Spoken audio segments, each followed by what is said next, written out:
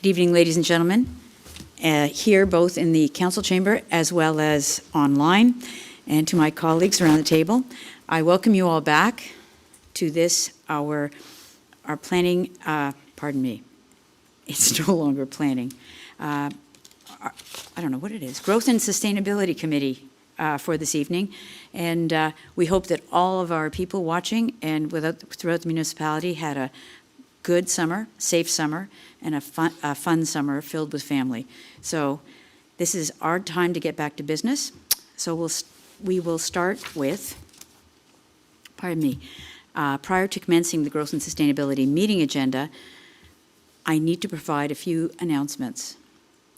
One, comments may be made from members of the public for a matter that is on the agenda by advising the chair during the request to address an item on the agenda section of this agenda.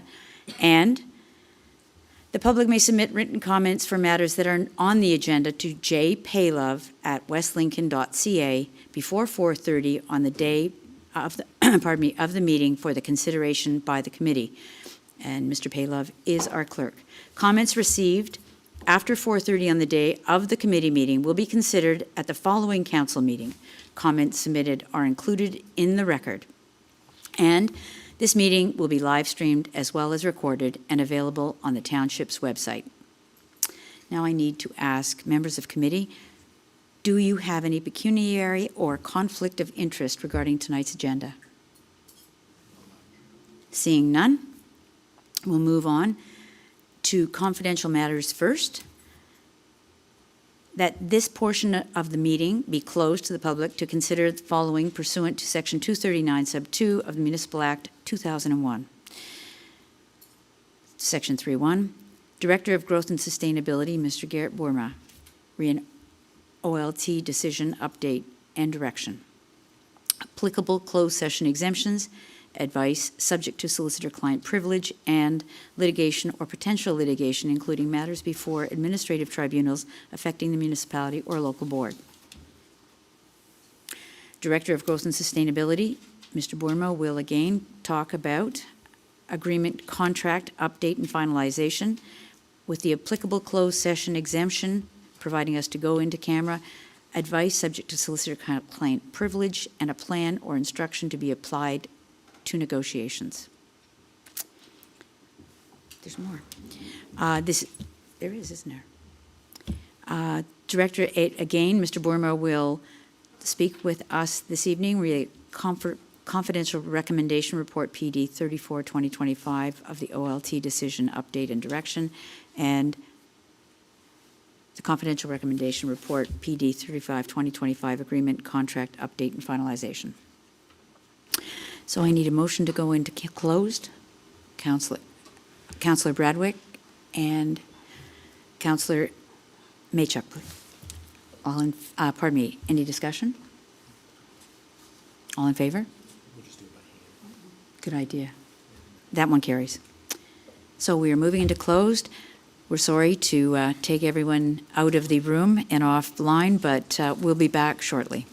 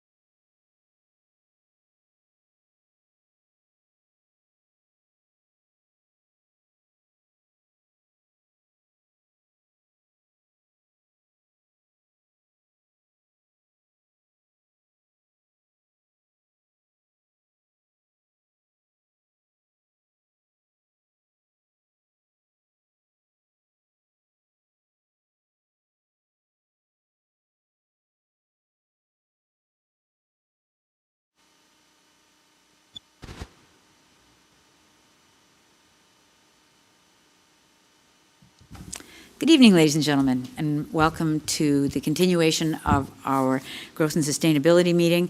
And we are now back in open session. And before we commence the meeting any further, I need to ask council if there is any disclosure of interest with regard to items on the agenda as we proceed forward beyond closed items. And seeing none, I will assume that there is no conflict. So we'll move on to the land acknowledgement statement. The Township of West Lincoln, being part of Niagara Region, is situated on treaty land. This land is steeped in the rich history of the First Nations, such as the Hattaway-Wendouraq, the Haudenosaunee, and the Anishinaabe, including Mississaugas of the Credit First Nation. There are many First Nation, Métis, and Inuit from across Turtle Island that live and work in Niagara today. The Township of West Lincoln, as part of the Regional Municipality of Niagara, stands with all Indigenous people, past and present, in promoting the wise stewardship of the lands on which we live. Thank you. Okay. Go ahead. Through the chair to the rest of council, I'll read out the confidential matter resolution as we come out of closed, if that's okay with the chair. I'll just do that now. That administration proceed as directed in closed session in regards to closed session items 3.1 and closed session item 3.2. And I'll just need a mover and seconder if that's all right with the chair. Mayor Gannan and Councillor Riley.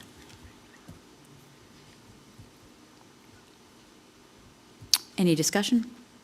Seeing none, all in. The vote Are you should going to be bring in that up? front. It should be. Takes long. For those of you in the audience, we do have voting automatic on our screens, so we just wait for it to come up because sometimes it's a little tired and doesn't come up right away.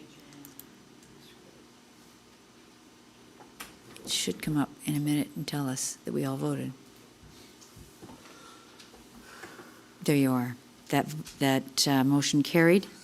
Thank you. Okay. So the first item on the agenda is a public meeting, and this public meeting is to consider an application for a zoning bylaw amendment submitted by 9860 Regional Road 20, file number 1601-002-23. GTA Exotics are the owner and applicant. The Planning Act requires in Section 34, Sub 12, and Section 39 that before passing a zoning bylaw amendment, council must hold a public meeting for the purpose of informing the public. The purpose of this public meeting is to receive comments from the public and is the only opportunity to provide council feedback with respect to this application. It is the function of council to listen to the public comments and ask questions of clarification only. It is not the function of council to debate the merits of the application during the public meeting or respond to questions posed by the public during the public meeting. Should the public have any questions on the application, please contact planning staff and they will provide any information being requested. Please be aware that council debate of the application will occur at a subsequent meeting with an accompanying recommendation report regarding the proposed zoning bylaw amendment. We stress that at this point, no decision has been made on the proposed amendment, and any comments received will be taken into consideration by council. It's been a number of years since we've used the same protocol to follow for meetings, and this is the first time we're reading it in this form. So I didn't stumble. I was just trying to remember what the next word would be. And I was remembering the old one. So, okay, Planning Act. I must further say that in accordance with the Planning Act and the Minister, the applicant or specified person, public body, or registered landowner of any land to which the bylaw amendment will apply, who made oral submissions at a public meeting or written submissions to council prior to the adoption and/or passage of the bylaw, may appeal the bylaw amendment, to the Ontario Land Tribunal. Mr. Clerk, can you please advise of the method and the dates by which public notice was given with regard to this public meeting? Proper notice was given by way of email circulation to agencies and mail circulation to all residents within 120 meters of the subject property on August 11, 2025. Public notice was also posted to the subject property, the Township website, and the Township Administration Building on August 11, 2025. Thank you, Mr. Clerk. I understand that carriage of this file is with Senior Planner Robin Shugan. So I'll go to you first for an overview of the application and its purpose.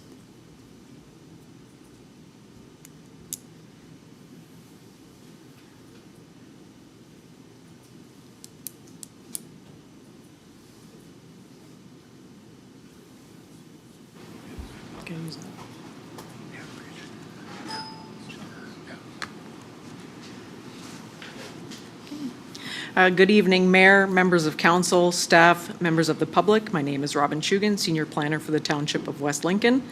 The purpose of this public meeting is to provide information for a proposed zoning bylaw amendment for the lands municipally known as 9860 Regional Road 20. The zoning bylaw amendment application proposes to rezone the agricultural zone on the subject property to a site-specific agricultural zone to permit supplementary on-farm diversified uses for the retail sale of maple syrup and a home industry.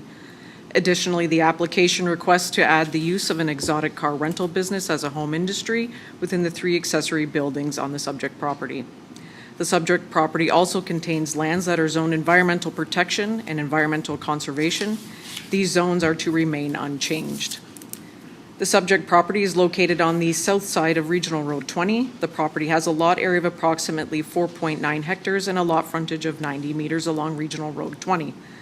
The property contains an existing single detached dwelling, carport, metal-clad accessory building, and a temporary tent structure. The surrounding land uses are predominantly rural residential and agricultural uses. The township's official plan designates the property as good general agricultural and natural heritage system, which includes significant woodlot and a type 1 critical fish habitat associated with Sinkhole Creek. The township zoning bylaw zones the property as agricultural, environmental conservation, and environmental protection. The agricultural zone permits the use of a single detached dwelling, accessory structures, a variety of agricultural uses, on-farm diversified uses, and home industry uses. On-farm diversified uses are permitted in agricultural zones subject to the property having a primary agricultural use. The primary agricultural use on the subject land is maple syrup production. The applicant has partnered with White Meadows Farm to expand the maple syrup production by tapping approximately 800 to 900 trees. The syrup production will be off-site with some of the bottled syrup returned to the site for retail sale.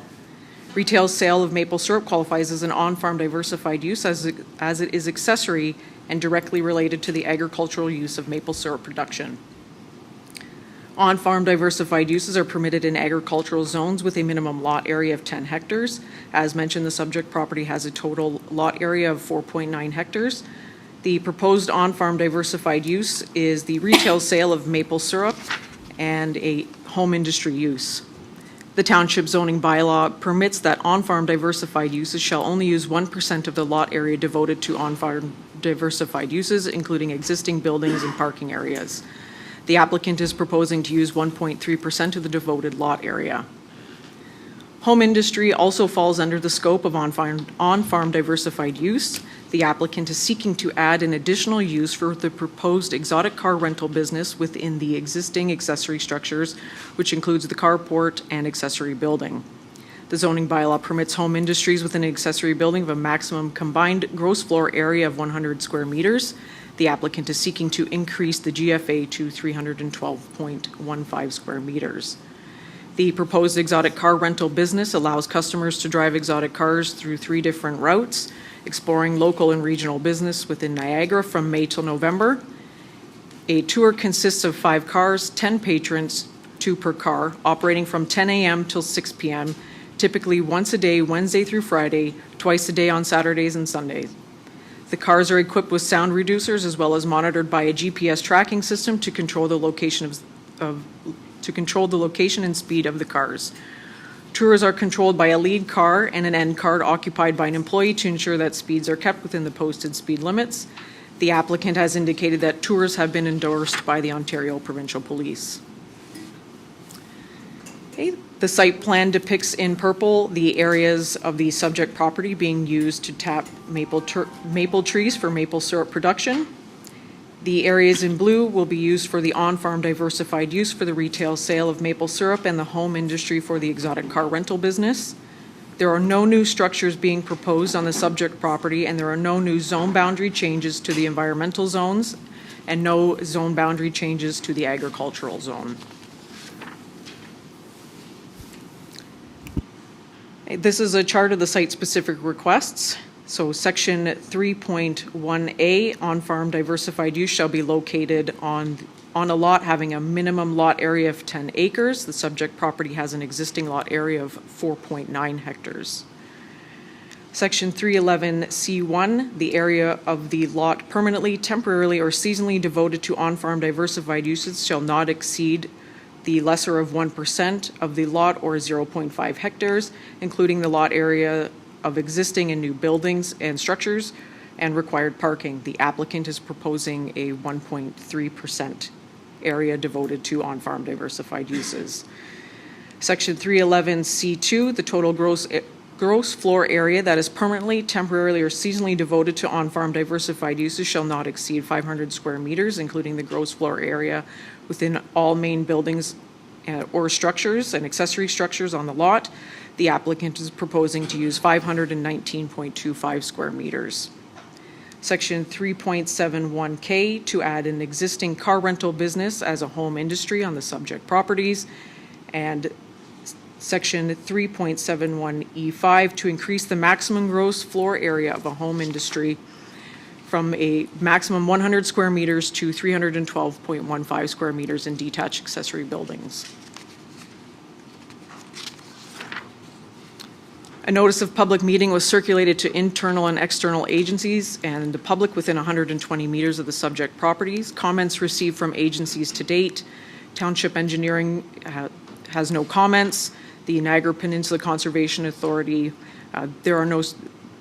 have comments that are no structures being proposed and a change of use does not constitute as development under the Act. The MPCA can offer support for the proposed zoning bylaw amendment.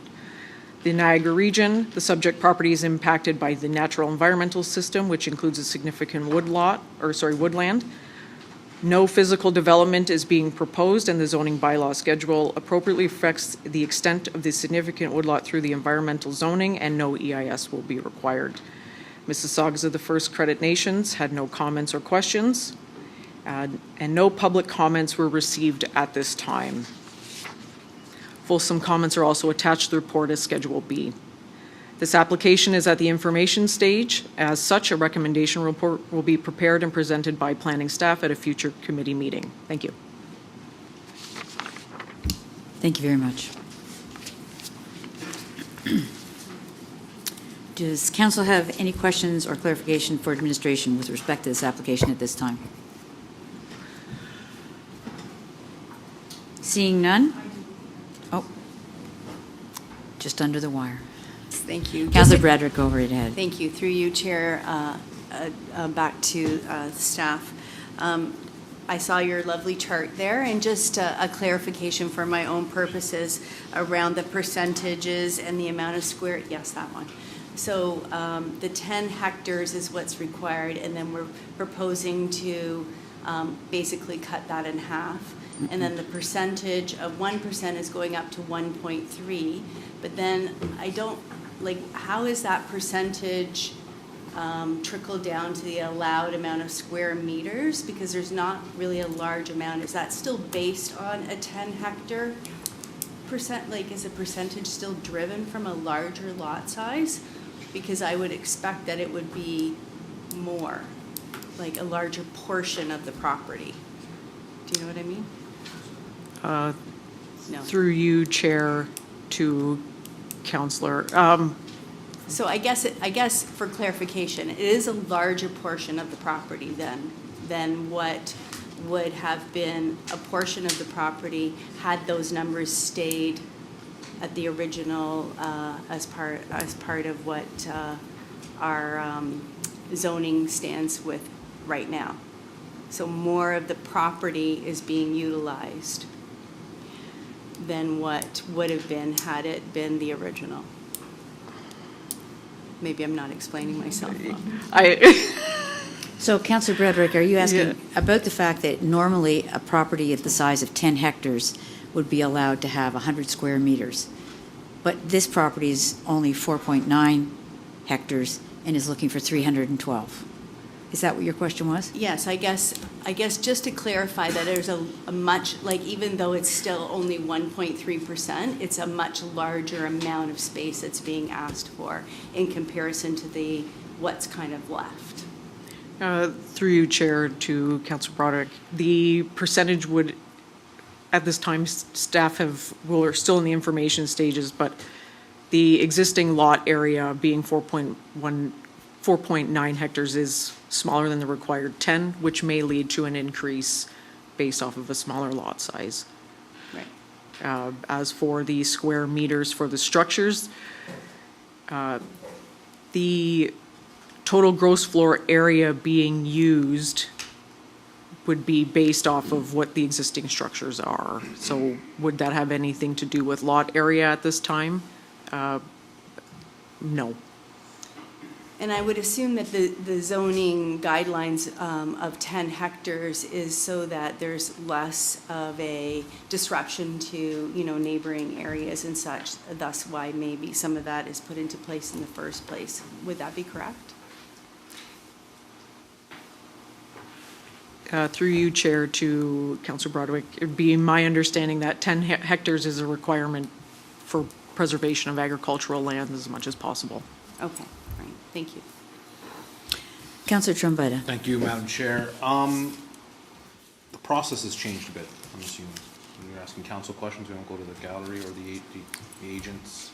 This is opportunity for council to ask for clarification. Is there be another opportunity after, like we usually do, for? Yes, for Okay, questions. then I'll wait at that point, because it's kind of a little different. It was kind of like what Councillor Braddock was heading to.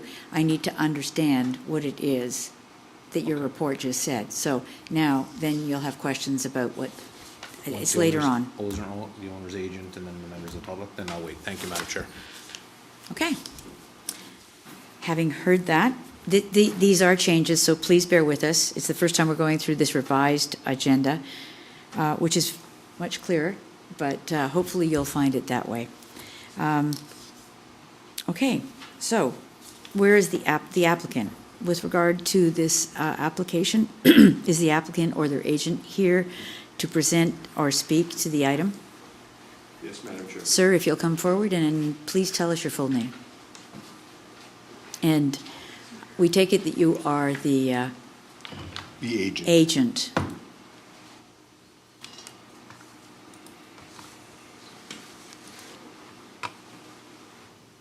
Same one.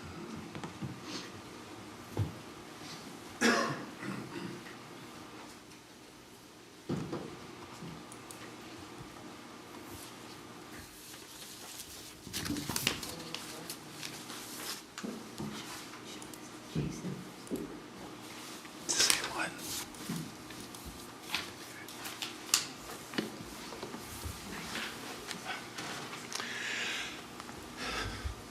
Madam Chair, members of the committee, my name is Stephen Rivers. I am the sole practitioner owner of South Coast Consulting. My address is 189 Clare Avenue, Port Colborne, L3K 5Y1. As your staff has pointed out, this is a proposed zoning bylaw amendment at 9860 Regional Road 20.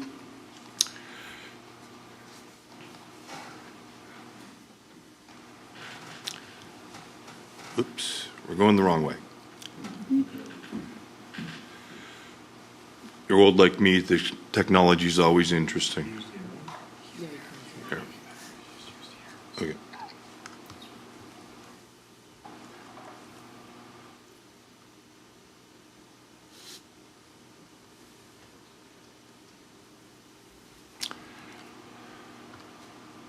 Okay. As it's been pointed out to you, the existing parcel is about 5 hectares. It has about 92 meters frontage on Regional Road 20. Official plan designation is good general agriculture, natural heritage system, environmental conservation area, fish habitat, floodplain, significant woodlands, and potential aggregate resources. The zoning is agricultural, environmental conservation, and environmental protection. Again, picture of the subject property. outlined in yellow, frontage on Highway 20, and Sinkhole Creek running across the property. The surrounding uses are primarily agriculture. There's some non-agricultural residential along the west side of the property. And the planning regime, the official plan and zoning bylaw, zoning provisions are similar to that of the property itself. This gives you an indication of the layout of the property.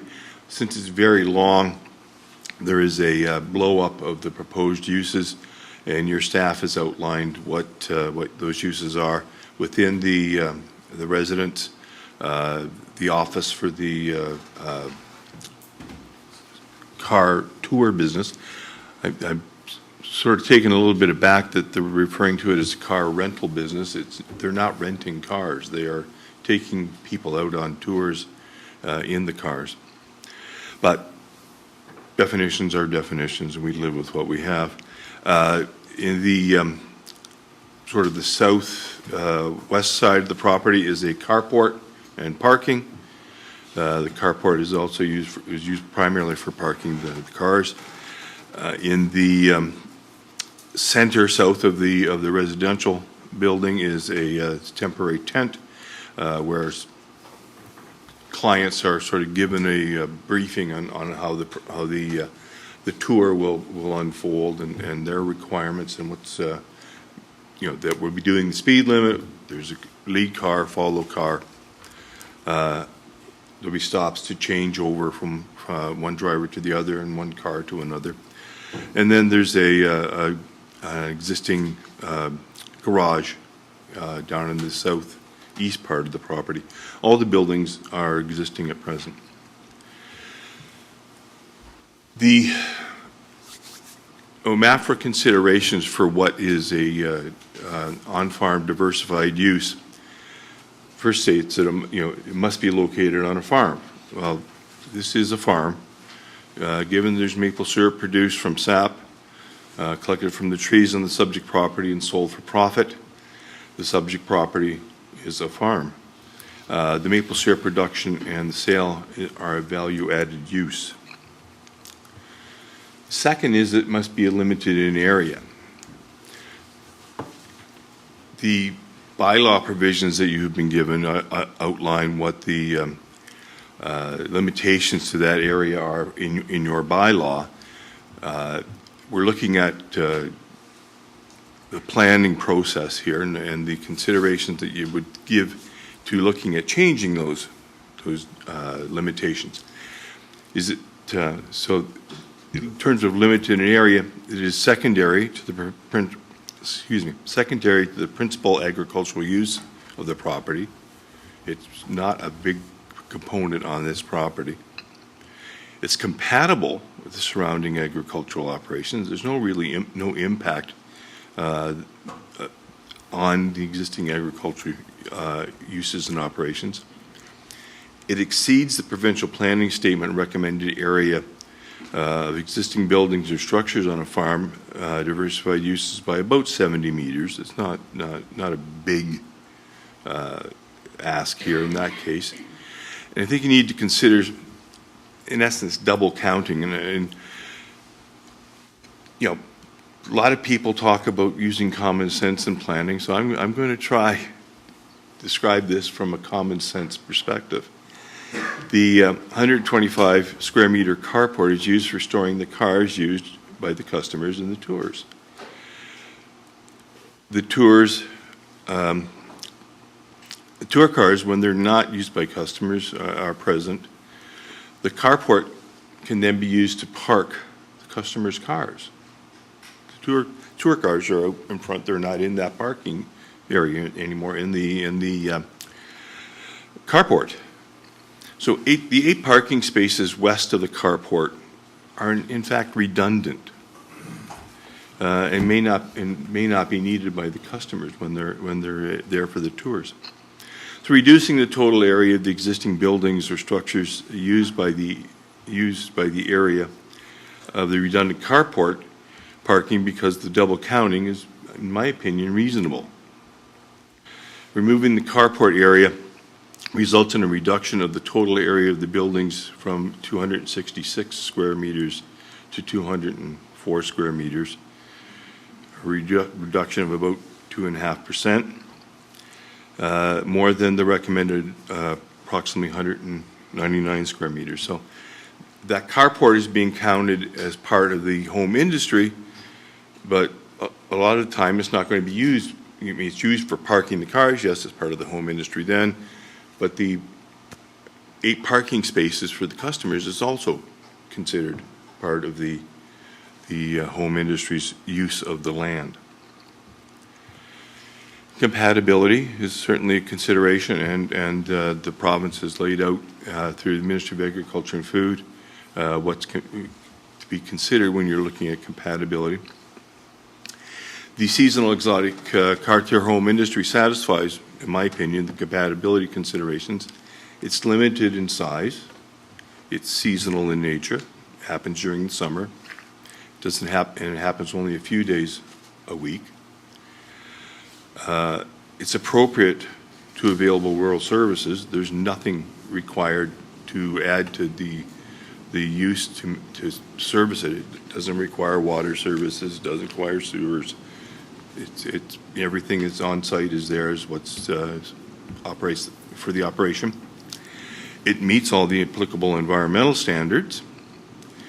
The cumulative impact is limited. It doesn't undermine agricultural use on the subject parcel or the area. And it doesn't negatively impact the prime agriculture area for long-term use of agriculture, because it ensures the continued agricultural use of the subject property and not taking any land out of agricultural production. Further considerations from your official plan: it builds on the rural character and uses rural amenities of the natural and agricultural resources, and on the surrounding property in Niagara's agricultural and scenic assets. It uses rural road infrastructure efficiently. There's no requirement for any road improvements for this to operate.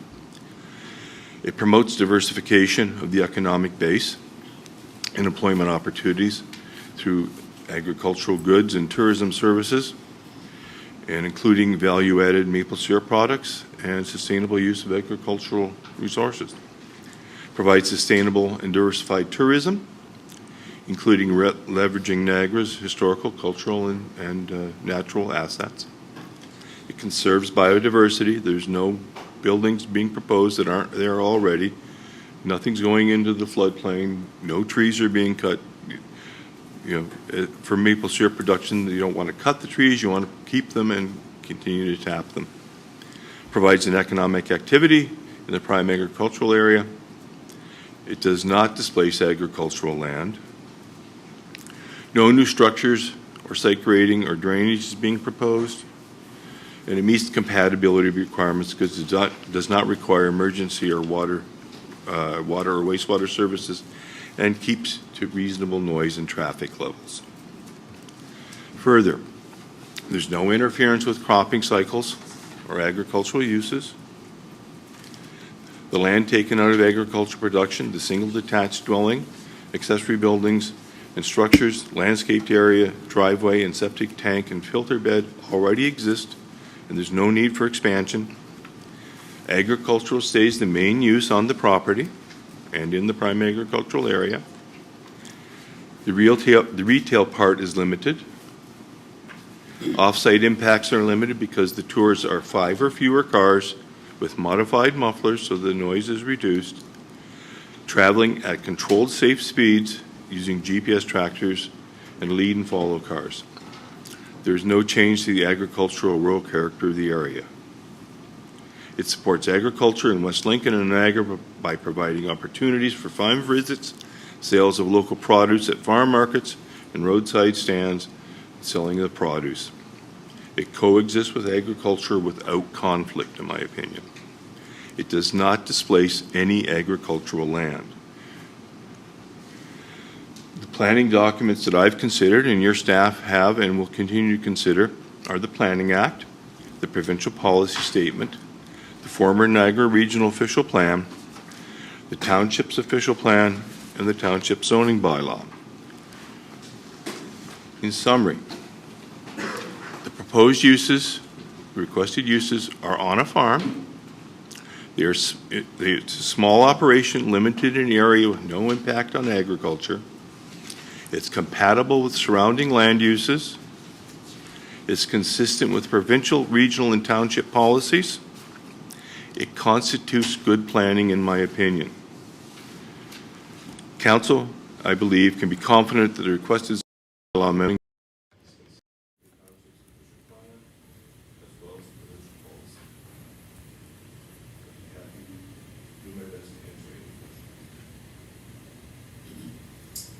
Thank you very much. Any questions of clarification that the committee had for the applicant for his agent? I'll start with Council Mitchell and then across the table. Through the chair, just curious, how many exotic cars would go in here in town? 5. Sir. If it's very popular, because a lot of young people or older people love driving exotic cars, and my father-in-law would love to. If it becomes more popular, is there any plans to, make it larger or add more vehicles, or is it only 5 here? I have certainly heard nothing from the owners about making it into a larger operation. I believe that they're comfortable with the size now and their ability to handle that much. Councilman Bennett? Thank you, Madam Chair. I'm not sure if you knew, Mr. Rivers, the routes, what percentage of the time, now, I understand this property is on the corner of Highway 20 and Western Road, which borders Hamilton. What is the percentage of the time the route is going through West Lincoln or neighboring municipalities? Is there a route plan that the applicant? Sure, come on, just get out, just state your name and all that stuff for the record. You're the chair before you speak. My name is Stuart Wilson. I own GTA Exotics. If you could just get down close to the microphone, it's for the people that are not here but are online. Okay. I live at the subject property as well. We have a number of different routes. The majority of our routes are actually going west. It's kind of upward in Smithville, but going west towards Hamilton and Guelph, and then half of them go towards Cayuga area. So percentage-wise through you, Madam Chair, in West Lincoln is 5%, 10% of the time, if not less? We had a few complaints because we were going through some residential areas, heading down, I guess, north towards Ridge Road and stuff. We have stopped that. 2 years ago, we stopped that. We take all of, or everybody's concerns. If we get an email or whatever, we adjust everything and modify our route and keep it as safe as possible. We have such smooth roads in our municipality. I'm sure that you don't mind coming down some of our roads. So I was just curious, like the actual percentage of time you are in West Lincoln. That's all. Just curious. So would you say 5% maybe at the time? Not even? 5 to 10. Okay, perfect. I think that's the question I have, Madam Chair. I might have some other questions. Thank you. If you'll come back to me later time. We will. Thank you. There's another opportunity for you to ask questions. Thank you. Madam Mayor? Thank you, Madam Chair. I just have some questions about the report, actually. So if you would change spots again, please, with Mr. Rivers. Just for clarification, so I guess I'm starting at the very beginning because we know that the exotic car has been running, that business has been running, and so that's fine. But partway through the report, we're calling it the agricultural use, as if that's the existing use. And then somewhere in the report, you're talking about the on-farm diversified and the maple syrup. So I guess my question is, I find the report is a little bit unclear as to which came first, the chicken or the egg, so to speak. because as we're looking at this, I guess I need to know if the on-farm, and I'll stop after I ask this one, is it the intent to actually put out a sign? I mean, right now the sign is out saying exotic cars. We see that when we're coming back and forth, that's fine. Is there also going to now be a sign that advertises the farm use being creation of and production of maple syrup? Through the chair to the mayor, no, I don't think there's going to be a sign talking about the maple syrup production or availability. Majority of the customers for the maple syrup at this point in time certainly are the customers or the clients for the exotic car tours. So people who come from elsewhere, and this is a chance to buy maple syrup. Is that, through you, Madam Chair, is that currently happening as well? Yes. So this has been going on. And is it a new agreement with White Meadows, or is that something that's been long-term that we have not been aware of? Currently, the maple syrup is produced on a neighboring property on the sugar shack on the neighboring property. Okay, I did see that, but the agreement with White Maple, the White Meadows is new. White Meadows is new. Okay, so this to expand the number of trees tapped, and then the sap goes to White Meadows. They are doing the production. They will there. be doing the processing of the sap and bottling. I understand that some of the sap processing and bottling, probably not very much of it, will continue to go on the neighbor's property in the sugar shack that's there. Okay, so just to be clear, Madam Chair, so the home industry is, and because he's now living there, that's wonderful. That's the car. Yes. And the farm is typically, that property is now being called a farm. Yes. And the farm aspect of that is the production of the trees and the sap and the gathering of all of that will be processed elsewhere. Do I finally have sort of all of this in the right sequence? I believe you do. Yes. There's a farm that gathers maple syrup. It's processed off-site, but like a lot of farming operations, the soybeans are harvested and they go off-site.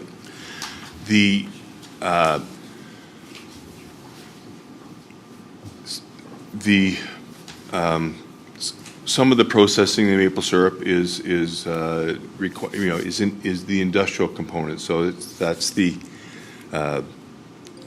home industry part of it, which includes basically the bottling and the retail sales.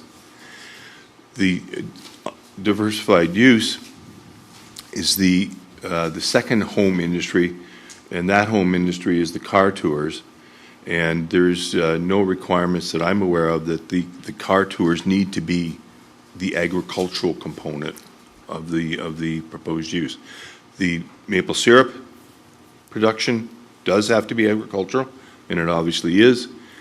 The car tours are a component of a second home industry, but it's not, in my opinion, or I'm not aware of any policies requiring that be agricultural. No, I think. It has to be on a farm, and that's where we are. Okay, so I think you misunderstood that part that I was asking.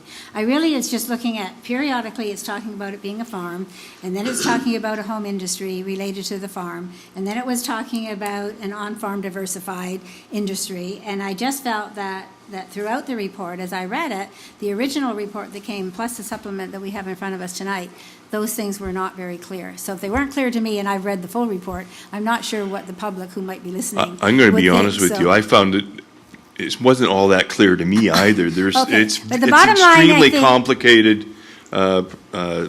set of policies and zoning provisions, different ones at the provincial level, and then the zoning regulations are different from the provincial ones as well.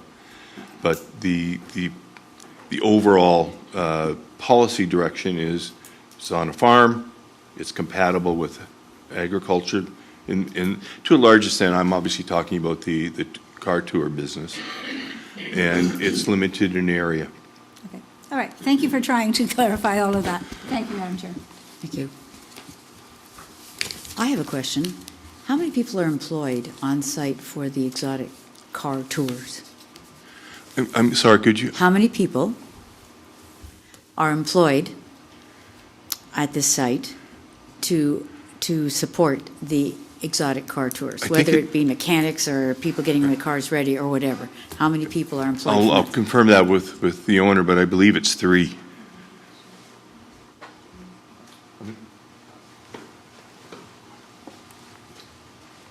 We are a seasonal business, and so we have full-time staff, we have 3, and part-time, we have upwards of 6. Thank you. Oh, well, while you're there then, so on the farming business with the tapping, which again would be a seasonal business, because you would only do it when the sap's running. Correct. Which is How- fantastic, because it works up completely opposite of our other business, so it makes things work. Since the day we've moved in, those trees have been tapped. Those trees have been tapped for as long as, my neighbors have lived there for 30 years. They've been tapping these trees. So we just continued it. We haven't done it on a grand scale. We plan on doing it on a grand scale to make this all work. And with the help of White Meadows, we're, like I said, we're going to be a wholesaler, basically. That was my next We question. don't really want to sell retail. I don't want more traffic there. But we have the existing customers that come in already, and they're super excited to buy maple syrup. So it'll be easy for us to sell the quantities that we have, and White Meadows will sell it to whoever they need to sell it to. So they may be taking your sap, producing it, and private labeling it for others and yourself? Correct, yes. And then they pay us for every liter that is produced. Okay, So- thank you. Yeah.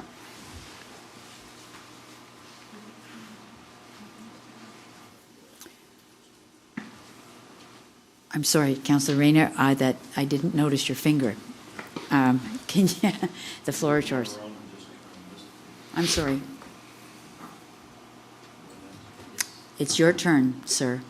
Thank you to Mr. Rivers. On page 4, and the reason I'm asking this, you'll find out in a minute, is the site plan drawing of the facilities when you pull in off of Regional Road 20 or Highway 20.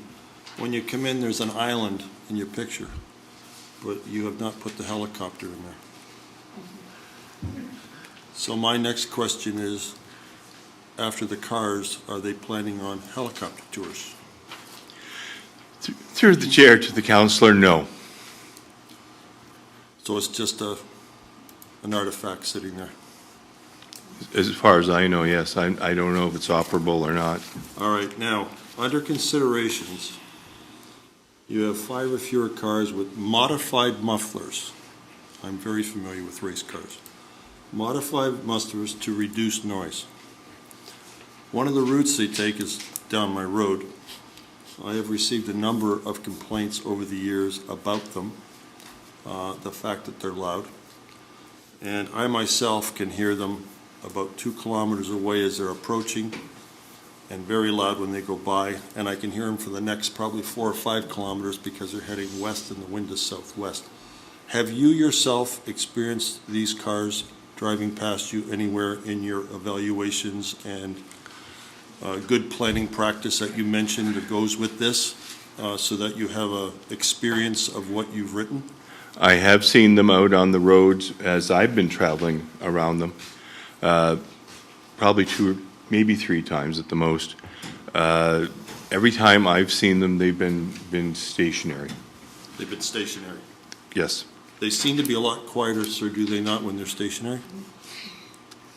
Through the chair to the councillor, yes, you're quite All right, correct. let me explain what's going on, since like I said, I have experience with this. My gather of this is there are younger people that want to joyride in a car they cannot afford, and they're probably from the Toronto area.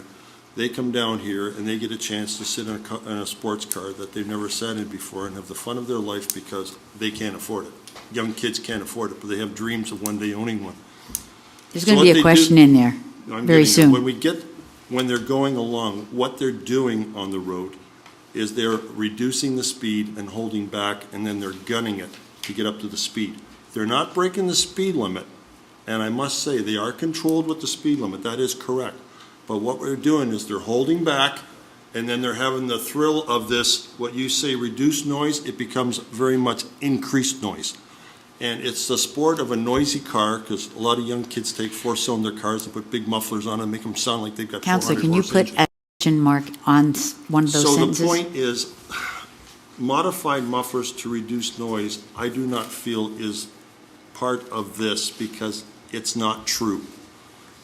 If they drive normally down the road, that's not a problem. But they don't because they want to have some fun with it.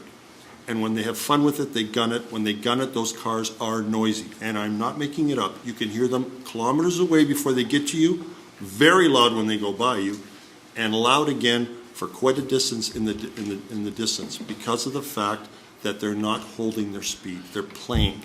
So I have concerns about this, and I have not complained, but I have received a number of complaints on it. The only I tell them that the township will look into it. Any violations with regards to any bylaws we have would be enforced, but other than that, it's the policing responsibility to check. And as far as I'm aware of, there's nothing being done illegally. But I can tell you, when they go by, there is no wildlife within a few hundred yards of the road because they've been scared to death. So that's all I can tell you with regards to this. So I don't know where this is going to go down the road, but there are concerns with people in the country that it is annoying. And it happens sometimes quite often. It could be 3 times in a day. So my question is there anything that can be done, as a question, to alleviate that inconvenience? Let the people have their drive, but control them like they do the speed, so that they're not revving them for the thrill of listening to the noise that you said doesn't exist. Through the chair to the councillor, I believe the operator has taken as much possible reasonable attempts to limit the noise that you are aware of. The lead car obviously goes at a controlled speed, at the speed limit. The follow car can follow. If the cars in the convoy, which is really what it is, are, and as a bicycle racer, I understand what you're getting at, because you would, as a bicycle racer, if you want to get your teammate ahead, you drop back, slow down, so that the other guys can't get by him. So that really is what they're doing. They're slowing down so that they can then hit the gas and catch up to the lead car. The only thing I can suggest is that the operator, if they're aware of it happening, and I assume they must be if they're in the lead and follow car, stop the process. If I may, I don't think the lead car can see Councillor. 3 or 4 cars way back what's going on. I'm just telling you what's going Councillor, on. I need to ask you, at this point in time, we're asking questions of clarification. This is not a dispute, or is it a debate? I have to ask you to confine to questions of clarification. All right, I need clarification of reduced noise that is not being experienced by the people who are actually hearing it. So we've been running these tours for 15 years now. We're extremely professional. We have a lot to lose. I'm coming up to my retirement. I don't need somebody to get into an accident, and I don't need a lawsuit, okay? So all of the vehicles have modified exhausts, which have extra mufflers to keep them quiet. And I don't think you understand how loud these cars are actually stock. They're extremely loud. And I have quietened them down. I don't know what road you live on, but there's 2 other companies that also operate in the area, which is Supercar Experiences and Ultimate Exotics. And they mainly go through West Lincoln and along the Ridgeway. I can assure you, in 15 years, we have never received a speeding ticket. I am on the OPP's official Instagram webpage with Sergeant Curry, and we're endorsed by the OPP. And we keep all the cars 2 car lengths from one another to stop that thing, that that slingshotting that you're talking about. I'm not saying it doesn't happen. It does, but it's kept to a minimum. And the more that they rev it, the more money it costs me, which I don't want it to happen as much as anybody else wants it to happen. It comes down to my bottom line. I'm trying to make money, but if they're trying to rev engines and blow engines and waste fuel, and it's not in my benefit to have people do that. I want people to have a good time, but everything has to be responsible. And if you heard the meeting that I have with everybody before we go out, that is strictly enforced. Now, some people don't listen to it. Some people think the world revolves around them. But I can assure you that while we're out, and that's why I also have a back car, because the back car can hear what's going on. That's their main objective, is to have windows down, radios off, and listen what's going on. If somebody is misbehaving, they're put into place. All the cars have radios, and we communicate to everybody. So, like I said, we've never had an accident. And in 15 years, it's a pretty big task, and we've never had a speeding ticket, ever. So, and they've been looking for us. Believe me, they've been looking for us, and people have complained. But I'm telling you that there are 2 other companies out there, and they are purposely going out, knowing full well that this is going on, creating havoc in our area, and the immediate residents that know exactly what's going on. And that's why they're probably not here, because they understand that it's not me that's doing it. There's other people, other companies that are doing that. And they're also using some of our routes. We've tried to deviate from that. That's why we're trying to go more outside of West Lincoln. But we do have multiple routes now. Like I said, there is sometimes we go twice a day on weekends, and that's when everybody's home. So they most likely are going to hear most of the cars going by. And we do get phone calls, and we address it directly, immediately. And if we have to change route, we change route. Some people got upset that we parked in front of their house, so we changed it. So everything is constantly changing and evolving. But I would love to know what road you live on. No, we're not going there today. Thank you for that clarification. Thank you for the depth of your answer to Councillor Rayner. And I want to know if Councillor Rayner has any other points of clarification he's looking for. Well, all I can do is, when I do get complaints, I can get a hold of you directly. You have my phone number. But I can tell you what's going on is clear. It's going on, and you're not aware of it, and the guys that are driving are not aware of it. Whether it's you then that's doing it, I can't say, because I don't know what vehicles you have, and I don't know what the other vehicles you can have. I just know that my road is a point of attention. Councillor, I have to cut you off. I'm sorry. All right, cut me off. So that's what I've got to say, but we'll keep in touch. I'm done. Please, I mean, if there's residents complaining, please have them call Sir, me. this is a public meeting Yeah. where everyone has a chance to ask for clarification and ask questions relative to the application, which is a zoning bylaw amendment. So we have to keep to point so that we can get there. The questions can come up when we are at the report stage, where after this public meeting, next time we're through the planning process, your report may come forward. That will be a recommendation report, and it's at that time that we can ask anything, or the public will not have a chance because this is their only chance to speak. So they're next after council has finished with their questions. Okay? Can I go first? Yeah. Or Councillor Riley first? Councillor He Trumpet can ask first. has- He hasn't asked yet. That's fine. Oh, If he you wants haven't to. spoken yet. Sorry, Yeah, Councillor I'll go Riley, you after go him. ahead. I'll be brief. Thank you, Madam Chair, and through you to the owner, actually, if you can come back up for a second. I think you're probably the best person to ask this. And I think it's worth noting, I was aware there was a few other companies, and you really don't know who are the bad apples and who aren't. You know, the fact I think you said your operation is about 5 cars, I don't think that's the one that I've seen that I've heard the most complaints about. There's one I think that has about 8 or 9 cars, and they're all convoying, and they're a little bit more aggressive. I've heard really good things about your company, so I don't think that's the concerns of the council. I think he was just expressing a generalized thing, and you just happen to be here. But I will note that I guess one of my questions, or before I get to the question, is I've also heard motorcycles in our community go through a lot louder than these exotic cars. So I guess I get that sometimes there could be some confusion, maybe where the noise is coming from. It could be just, wrong place, wrong time. But I guess my question through the chair to you is, how many hours a day is your business in operation when it's in season? And so if you can kind of estimate, I realize this is probably like not a 9 to 5 operation. I don't think it's something where you're out from the beginning of the day to the end of the day every day. So could you summarize for us what a typical week maybe looks like in terms of how long the cars are on the road and when you're moving? Well, we have 3 locations. So we've opened up Blue Mountain. So a lot of cars go up there. We're operational up there. We have a location in Mississauga where we do our rentals. We don't do rentals from the Smithville location because it's more obviously closer to Toronto. So we take care of the cars over there. We're maintaining the cars over there.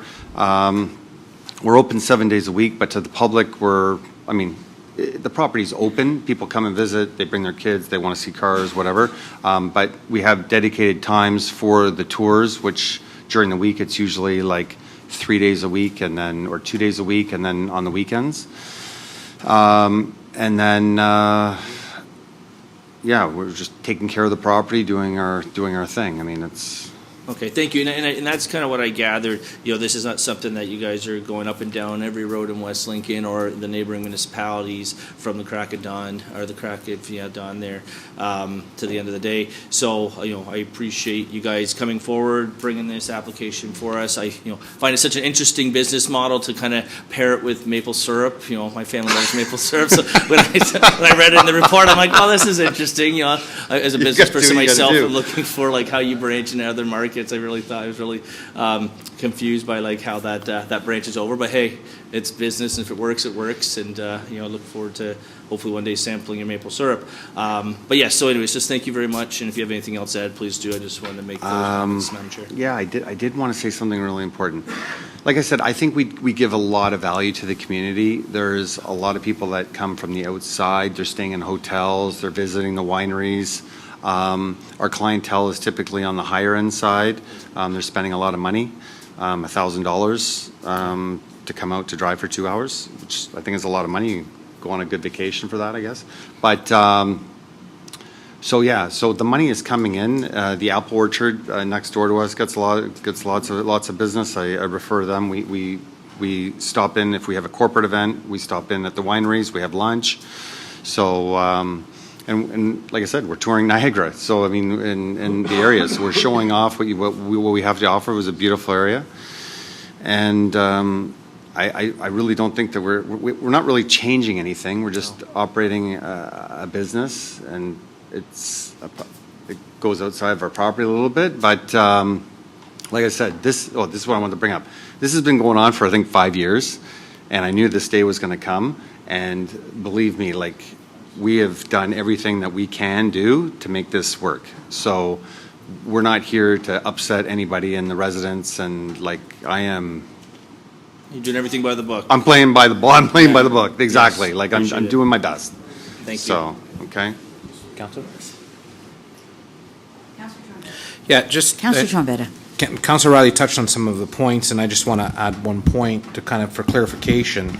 How do we as a municipality or a committee distinguish between your company and the bad apples? Because just like Councilor Rayner said, we're getting calls, but that might not be your company.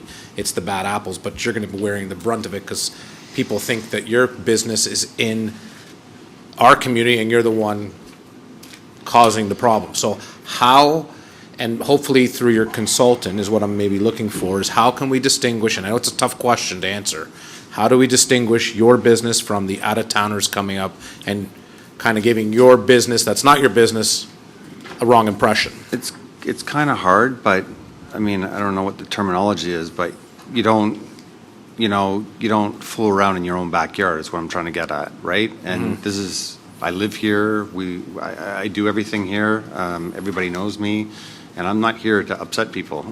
So, I don't know what to tell you. There's car clubs, there's people going through. And you're right, and it is a tough question to answer.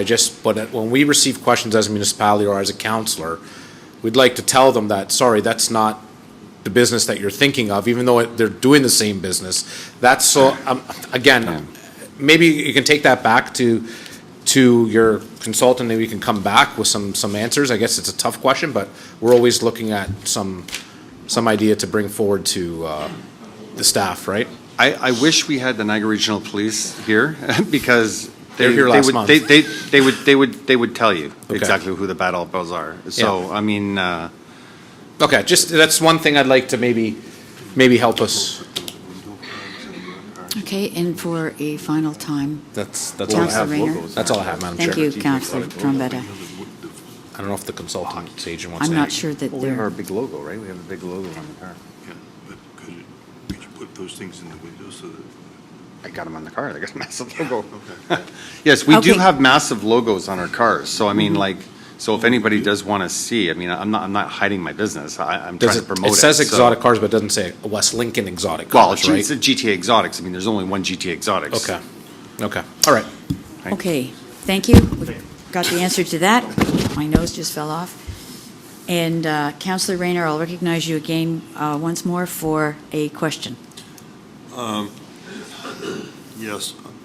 Councilor Riley said that there's another one that's 8 or 9 cars that goes around. The only experience of the ones that I experienced personally in my area, there's 3 to 5 cars. So I don't know which company that is, but it's never more than 5 cars. And that's all I can say. I can tell you, I think you want to be careful. You should talk about your business. We're not here to examine. that's what I was going I just to. wanted to make sure because we've Yeah, I just mentioned wa- the I other just business. I've never know done a if there's 3-car tour in my life. I'm very well known. I've been doing this 22 years. When I make a date, it sells out. I get 10 people and I I'm think here to that make money. What we're doing here is, we are in a public meeting. Yeah. We're asking, we can't comment because we've made no decisions, and that's the point I want to make clear. Yeah. I just want to be careful that we are not constantly using other companies' names. Talk about your company. I didn't say anybody, yeah. Well, you did mention their names, but that aside, what I would like you to do is stay on point with what it is, the question that's asked you. I do apologize, but this is a formal public meeting. It is legislated in the Planning Act, and we have to stick to the behavior. So if you want to answer the questions, that's fine. Yeah. There was no question on that one. Did you have an answer for it? To a non-question? I think No, we Councillor don't run 3 cars. We're efficient, and if I don't have 5 cars, we don't go out. That's a very good point. Thank you for bringing that up. Thank you.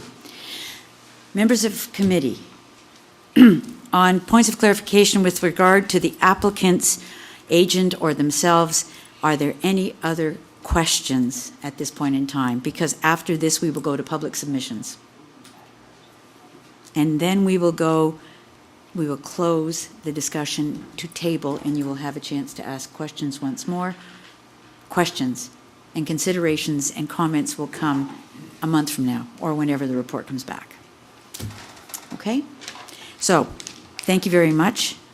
It was appreciated for the amount of effort you put into your report, and we will be moving on to public comment unless you have any final comments you wish to make. Madam Chair, if I could just take a bit of personal time, I'd like to say it's been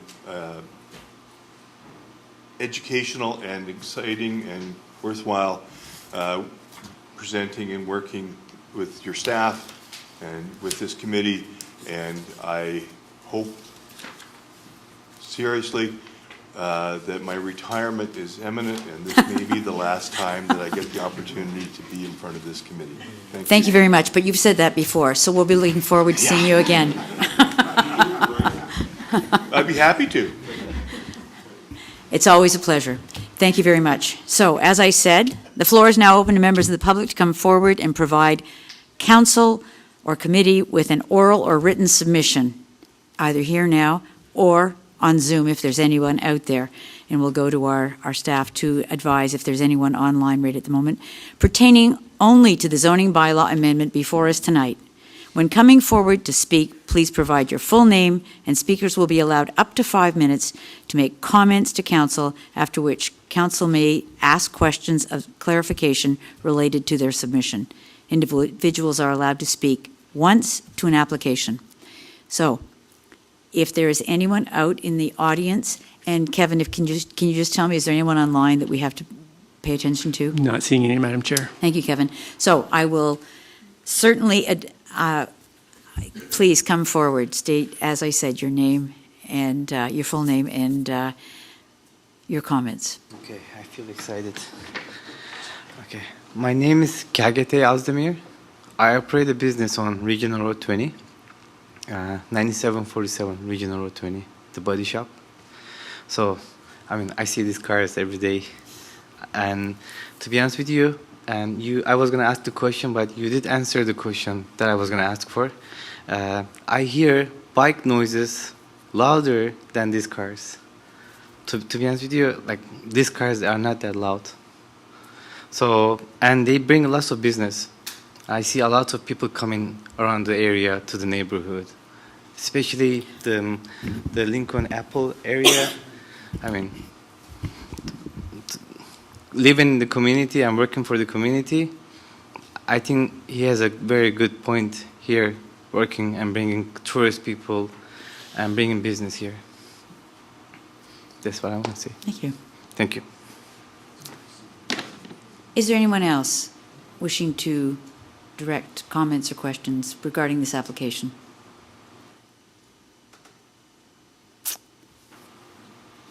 Well, that was good. Now, does council have any questions of the presenter that just spoke? And there's no one online?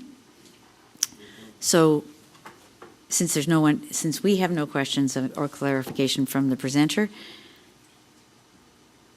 the applicant is now invited to provide any closing comments. I think Mr.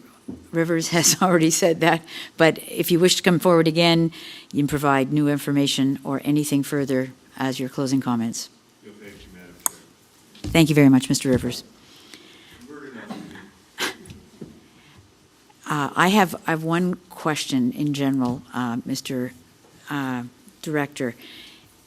In this process, along with all of the work and submissions that have been done, is there still discussion with the applicant with regard to, for instance, employees for a non-agricultural purpose on an agricultural land, the number that are there, and I know we've had other problems. So where will we make sure that the appropriate number of employees are there, have parking spaces, et cetera, before we get too far down the line? I know when staff were going through this proposal prepared by Mr. Rivers, we had a number of questions, and I think there were still a number of questions around those kind of matters, as well as few questions about the area as well, just to solidify that. So we'll ensure that those are solidified, because our on-farm diversified zoning regulations do have limitations on the number of employees. So we want to make sure we get that right, but we also want to make sure it's something that can be easily enforced if it were ever to come to that. So we want to make sure that that's worded well in the bylaw to ensure there's clarity for the owners of the business, as well as on the township, for if we ever had to do some type of bylaw enforcement. Thank you. So tonight, we've heard from council, or the members of this committee, we've heard from the public, and we've heard from the presenter. So you're taking all of that back, and we'll use it in bringing forward a report based on recommendations, including everything you've heard tonight. Correct? That is correct. Thank you very much.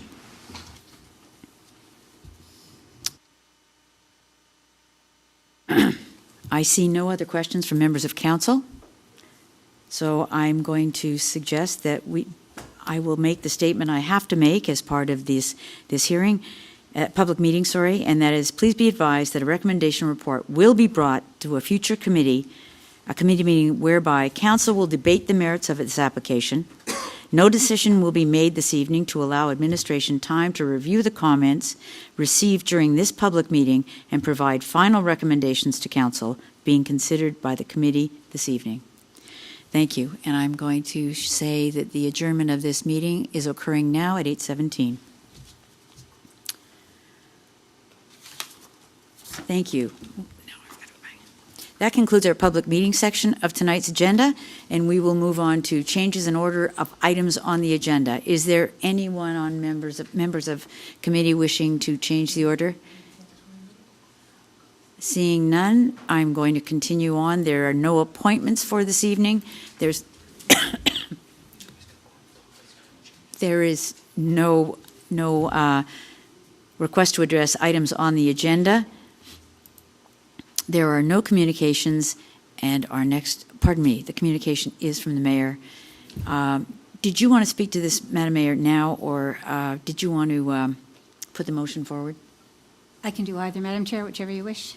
I think you could put the motion forward, get a seconder, and then you can speak to it. Okay, so. Do you want me to read it? No, I don't mind reading it. We can do it however you want. I'm prepared to speak with it. It's pretty straightforward. But it was put under my name because. Your microphone's not on. So it was on, sorry about that. So it did come to my attention that we need to do this, that this needs to come forward at this meeting, and I'm prepared to speak with it. I can either make the recommendation and we can ask somebody, a member of council, to second it, or you can do it at your pleasure. I would suggest that I have no problem reading it, or you can, and what we need now is that it be moved by you, but that we should read it before we put a seconder to it. Okay. Do you want me to read? Sure. Okay, so I will give a little bit of preliminary then. As members of council are no doubt aware, we have had for many years an issue with not enough natural gas in our industrial park. And as we bring in more and more wonderful new businesses to our industrial park, we have an issue with the fact that this is going to be a problem that's compounded more and more and more. Are we good? I do apologize. We just had a slight technical issue. Okay, we're good? Yep. Okay. So in actual fact, there is an opportunity for West Lincoln, knowing that we have this issue and knowing that we have some growth coming our direction, that we are going to need additional gas. And Enbridge is now looking at a consultation period, and we need to meet that deadline of September the 22nd, and so this needed to come forward tonight, even though it wasn't part of our agenda originally. So the recommendation is, whereas the province has posted ERO 0250923, consultation on the future of community natural gas expansion, seeking feedback from municipalities, Indigenous communities, and other stakeholders on how Phase 3 could best support access to natural gas for community development. And whereas expanding access to natural gas is identified as a tool to support affordability and economic growth in Ontario communities, with phases 1 and 2 estimated to enable connections for approximately 17,000 buildings across 59 communities and 16 projects completed to date. And whereas the Township of West Lincoln is working toward its housing and employment land goals that contribute to Ontario's broader objective to build at least 1.5 million homes by 2031, and recognizes that timely servicing solutions, including natural gas where appropriate, can help enable these targets: housing, economic development goals, commercial and industrial investments, agricultural production, etc. And whereas Ontario's energy future relies on a balance of affordability, reliability, and sustainability by leveraging a mix of energy solutions, including natural gas, electricity, and emerging energy technologies to meet growing community needs. And whereas natural gas continues to play a critical role in supporting energy affordability, economic competitiveness, and enabling housing and employment growth across the province. Therefore, be it resolved that the Township of West Lincoln supports the Ministry's consultation on the future of community natural gas expansion, NGEP Phase 3, and endorses access to natural gas as an option to other energy solutions to advance the Township of West Lincoln's housing, employment, lands, and economic development objectives. 2, direct staff to submit comments to ERO 0250923, reflecting Township of West Lincoln's priorities, including priority application types, alignment with official plans and secondary plans, sites and corridors where gas access would enable development, on either housing or employment lands, any Phase 1 and 2 learnings if applicable, and practical barriers, example timing, permitting, cost, land access. And number 3, forwards this resolution to MPP Sam Osterhoff, the Ministry of Energy and Mines, the Ontario Energy Board, AMO, which is the Association of Municipalities of Ontario, and neighboring municipalities. And so it's a very long resolution, but essentially it has to come first to give staff direction to take part in the consultation. If we don't take part in this year's consultation, it could be several years out before they're looking at redoing this. And so it would be a loss to our municipality, both in terms of housing and getting future gas to our industrial park and our further employment lands that we want to put in. And it would leave us in a bit of a pickle, to say the least, in terms of moving forward. So, thank you, Madam Mayor. This is a very important item, and I believe Councillor Riley, you wanted to second it? Yes, and I also want to ask a question if I can. Got you on the paper first. The clerk has you, and go for it with. So through you to the clerk, could you kindly go out in the hall and ask the 2 members of council to return? Mr.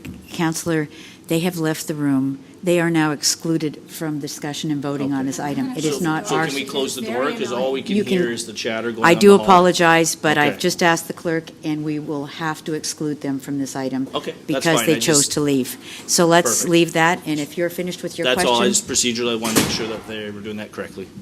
Councillor Bradrick, have you a question? Yes, I do have a question, but I'm not sure who I should ask. Is there staff that I should ask?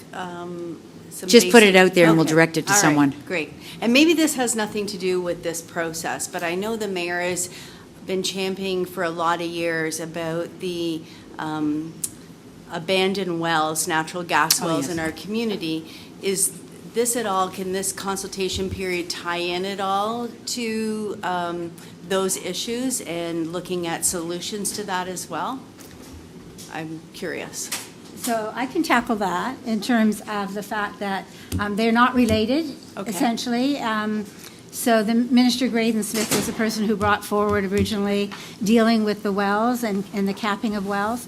This is a little bit separate in that we've had some of our local industries, our businesses, say to us, and we've had actually businesses take a tally on the fact that many of the businesses new to our industrial park don't have enough gas. They're working on propane to operate their businesses that they've done. We know that Stampak, for example, has had an issue starting up their new bottling line and have had to bring in natural gas by truck. And so we've not been able to address this because their period was closed. When they refer to phases 1 and 2, those were closed. This is our next opportunity to really look at saying, hey, West Lincoln is in need of having additional services as well. So we need staff to sort of engage from that aspect, saying, yes, this is something that we're interested in. My worry is, as mayor, if we express no interest this time, that we have no idea when the next period may or may not come. So I would say at this point, there may be an intersection somewhere down the line from Enbridge's perspective, but I don't think so. I think those were natural gas wells as opposed to what they're bringing in. Okay, thank you for the clarification. Okay. Thank you, Madam Mayor. That Councillor Bradrick makes, I think a few years ago, there was a lot of gas wells around, and they were given back. They were owned or had priority on the wells. But because they were becoming aged, I know a number of our neighbors in the rural area were given the option to have them capped by the company or take ownership of them, take it back and operate them, but that would have been very costly. So that's a different item, but I think it's been dealt with in the past 10 years. Councillor Trombetta, I'm sorry. Sorry, Madam Chair. Just to further what the mayor is bringing forward with this, I know we're trying to get some timing and get some areas. Has there been a section of West Lincoln that is more focused than not focused on at the moment, or no, for this? Our industrial area is having trouble having natural gas meet the demands of our growing industrial community. Mm-hmm. So that's, But is there the mayor other- spoke to There's that. other industrial areas that are just came into the municipality as well, right? So in other sections, so I just don't know if that's just the main focus, or is there other areas as well? I'll get the mayor to repeat what she said. Sure. So what you missed, Councillor, while you were in the hallway, and Councillor Rayner as well, this is coming forward because Enbridge is actually looking to engage and looking at another phase to bring it in. We know full well, before we have any housing developments come in, that there is an issue with gas and getting that in. And we also know already that many of our new businesses in our industrial park are using propane because there isn't enough gas for them to be able to operate the businesses that are newly in our industrial park.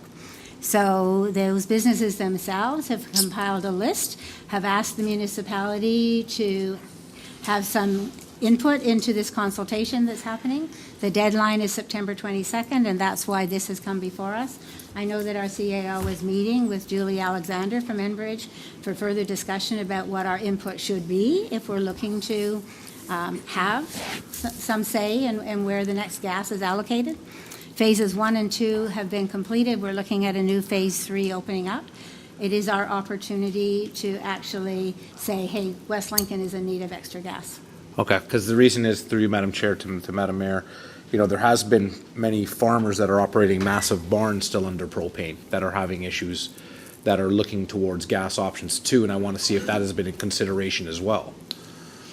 Well, what I can answer to that is that will be part of the discussion that staff are having with Ms. Alexander when she comes, so that the entire picture of what's going on in West Lincoln and what our needs are is presented before that deadline. And so I started by apologizing for this being late to our agenda. However, it needs to be done. A resolution from council giving staff direction had to come first before we could do anything else. Okay, so I just wanted that a part of the conversation. Some of our farmers that are in desperate need of gas lines for their barns, as escalating costs of propane is going up, and carbon as well has been attached to that, so that's killing some of the farmers as well. So thank you. Thank you very much, Mr. Clerk. Mr. Clerk, you had a comment? Through the chair to the rest of council, and perhaps the CEO can chime in if I miss anything, but we are currently working on a submission to the RO, as the resolution states. And a big portion of that submission is the farming community. So while the first phasing does happen to be in the industrial, a huge portion of that is also the agricultural lands, whereas you note certain barns require that for business conduct, so that is a part of it. Perhaps the CEO has a further on that, but that is a part of our submission that we're working on right now currently. So the agricultural community is a part of the industrial application as well. Thank you. Oh, I'm sorry. I thought you were going to speak. Okay, so is there any other questions? I caution council that when you step out of the room during an agenda item, if you are out of the room for the vote, you lose your privilege to vote on the item, and that was brought to my attention while you were some of our members were missing. So just for that precautionary measure in future. Did we lose out on this one or no? You did not, So because we the vote has played not it yet safe? come up, but you could and would lose your right to vote on an item if you've been out of the room and the vote comes up. Would you please open the vote, Mr. Clerk?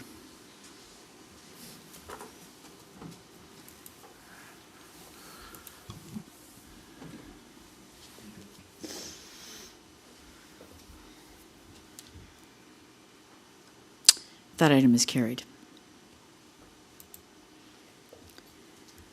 Okay, so I'm moving on to staff reports. This is item GS 37-25 with regard to an information report, PD 33-2025, zoning bylaw amendment for 9860 Regional Road 20, GTA Exotics.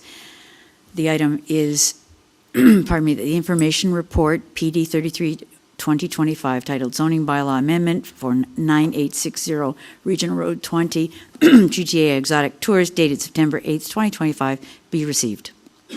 I need a mover and seconder for that. Madam Mayor, Councilor Maychuk.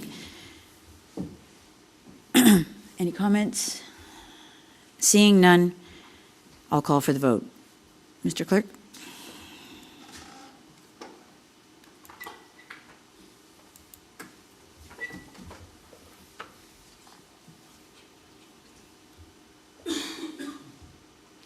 That motion carries, and we will move on to item 12.2 GS 38-25. This is a report, an information report, pardon me, from engineering, numbered 01-2025, an information report, wastewater system capacity management strategy and allocation policy. We were not going to have a presentation on this before we got to this, were we?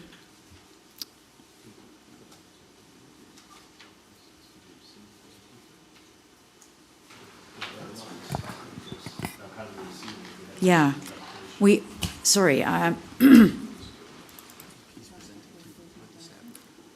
He is that what he's doing? Okay, we have a presenter with the staff report. So before we go, we can put a motion on the floor, but if you'd like to receive the report first, let's have the report before we require someone to put their name down to accept this.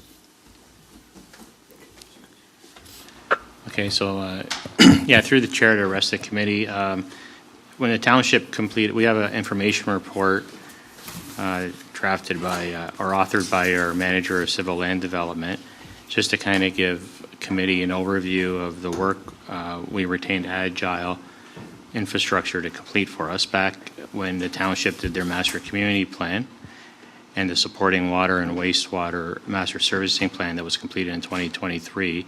There was a number of major infrastructure improvements that needed to be recommended and built for the urban boundary expansion lands to grow.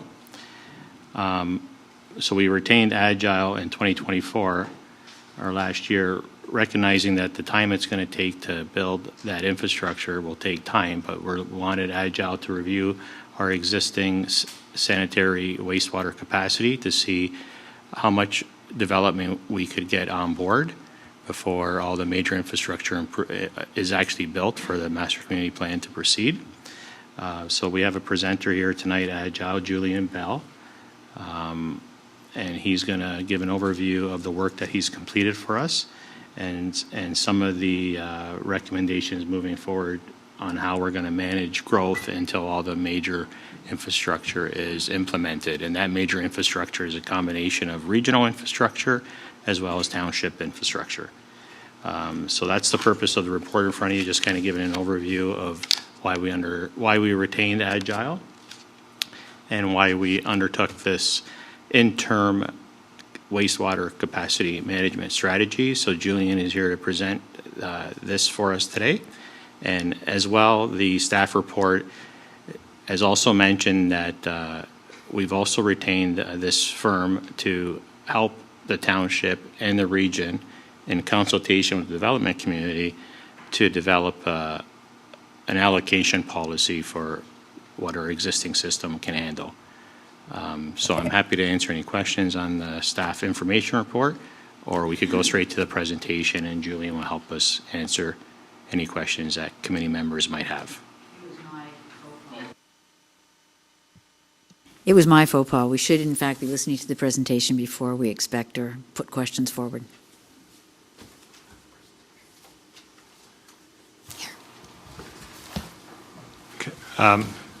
Madam Chair, the committee today, I'm Julian Bell, I'm Vice President of Agile Infrastructure. I'm here today to present the overview of the interim wastewater capacity management strategy that Agile developed on behalf of the township in partnership with the region and the development community. So the agenda today is essentially to run through the concept of why we needed this interim capacity management strategy, the steps that we undertook to do the work, the challenges within the existing West Lincoln system, and then ultimately the key findings and recommendations of the strategy. So a bit of a context, as I'm sure the committee is well aware, through the plannings, there's anticipated to be quite a significant amount of growth within the Smithville settlement area, growing from approximately 7,000 to 29,000 by 2051, according to planning projections, and can be upwards of 40,000 total population post-2051 period. So to meet that, quadrupling or more of the Smithville community, The township as well as the region have undertaken studies to identify what the long-term infrastructure needs would be, identifying tens of millions of dollars of water and wastewater infrastructure that are needed to support such a large amount of growth. Unfortunately, to support a significant amount of that growth, it's going to take potentially more than 10 years for a lot of this infrastructure to be constructed and built in place. And so ultimately, the challenge is how do we manage growth between today and potentially 10 or more years from now when all this larger infrastructure comes online to support the bulk of the growth. So fortunately, when we're undertaking the study, there's been quite a strong history of work that's been done by the township, the region, to review and establish those strategies, to identify what is the current performance of the existing infrastructure. And so largely the study was leveraging all of this information to see how do we manage in the short term until we have time to implement the long-term strategy. So to provide a bit of a context as to where the Smithville community sits in terms of water and wastewater infrastructure in relation to those tens of millions of dollars of upgrade needs. From the water perspective, when we look at regional pumping and storage capacity, so the water tower, water pumping up from Grimsby, there is some existing short-term capacity to accommodate growth, potentially to service those 10 years out. There are some localized short-term constraints related to trunk water mains, but those are largely in the area of where that development is going to occur. So when we look at the stoplight perspective, there is generally some short-term capacity within the water system.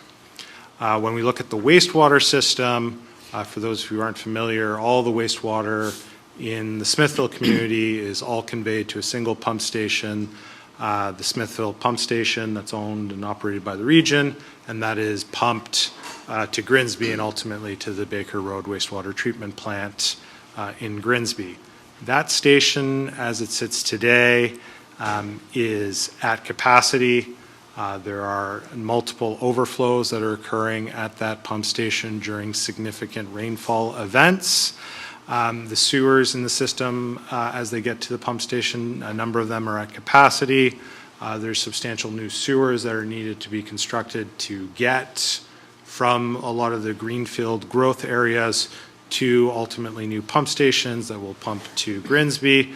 So when we look at in terms of short-term capacity, there are some constraints limiting growth within the existing wastewater system.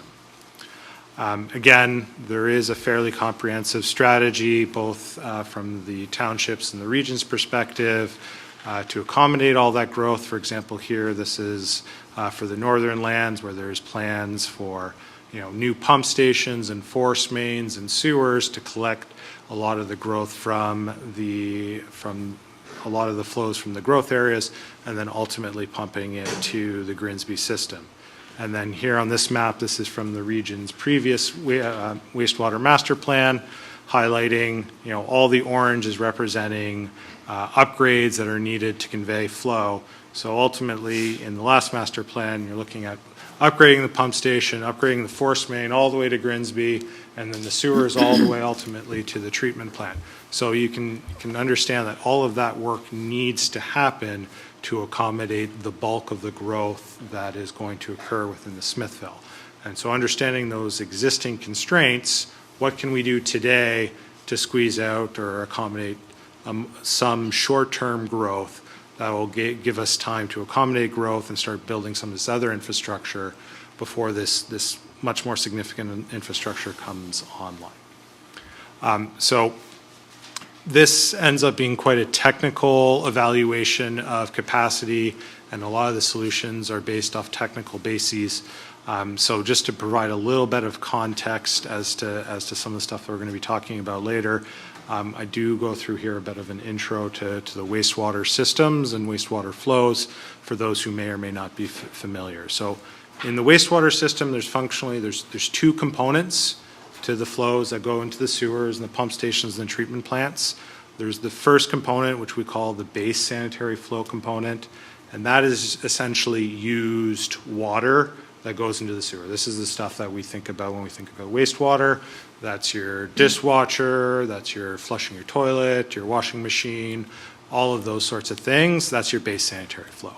And then we have what we call extraneous flows. So these are the additional flows that are getting into the sewers. So these are the flows that we are not creating, but these are other sources. So this is groundwater inflow. So the sewers are in the ground. There's water in the ground. There's just sometimes it's impossible, but water gets into it.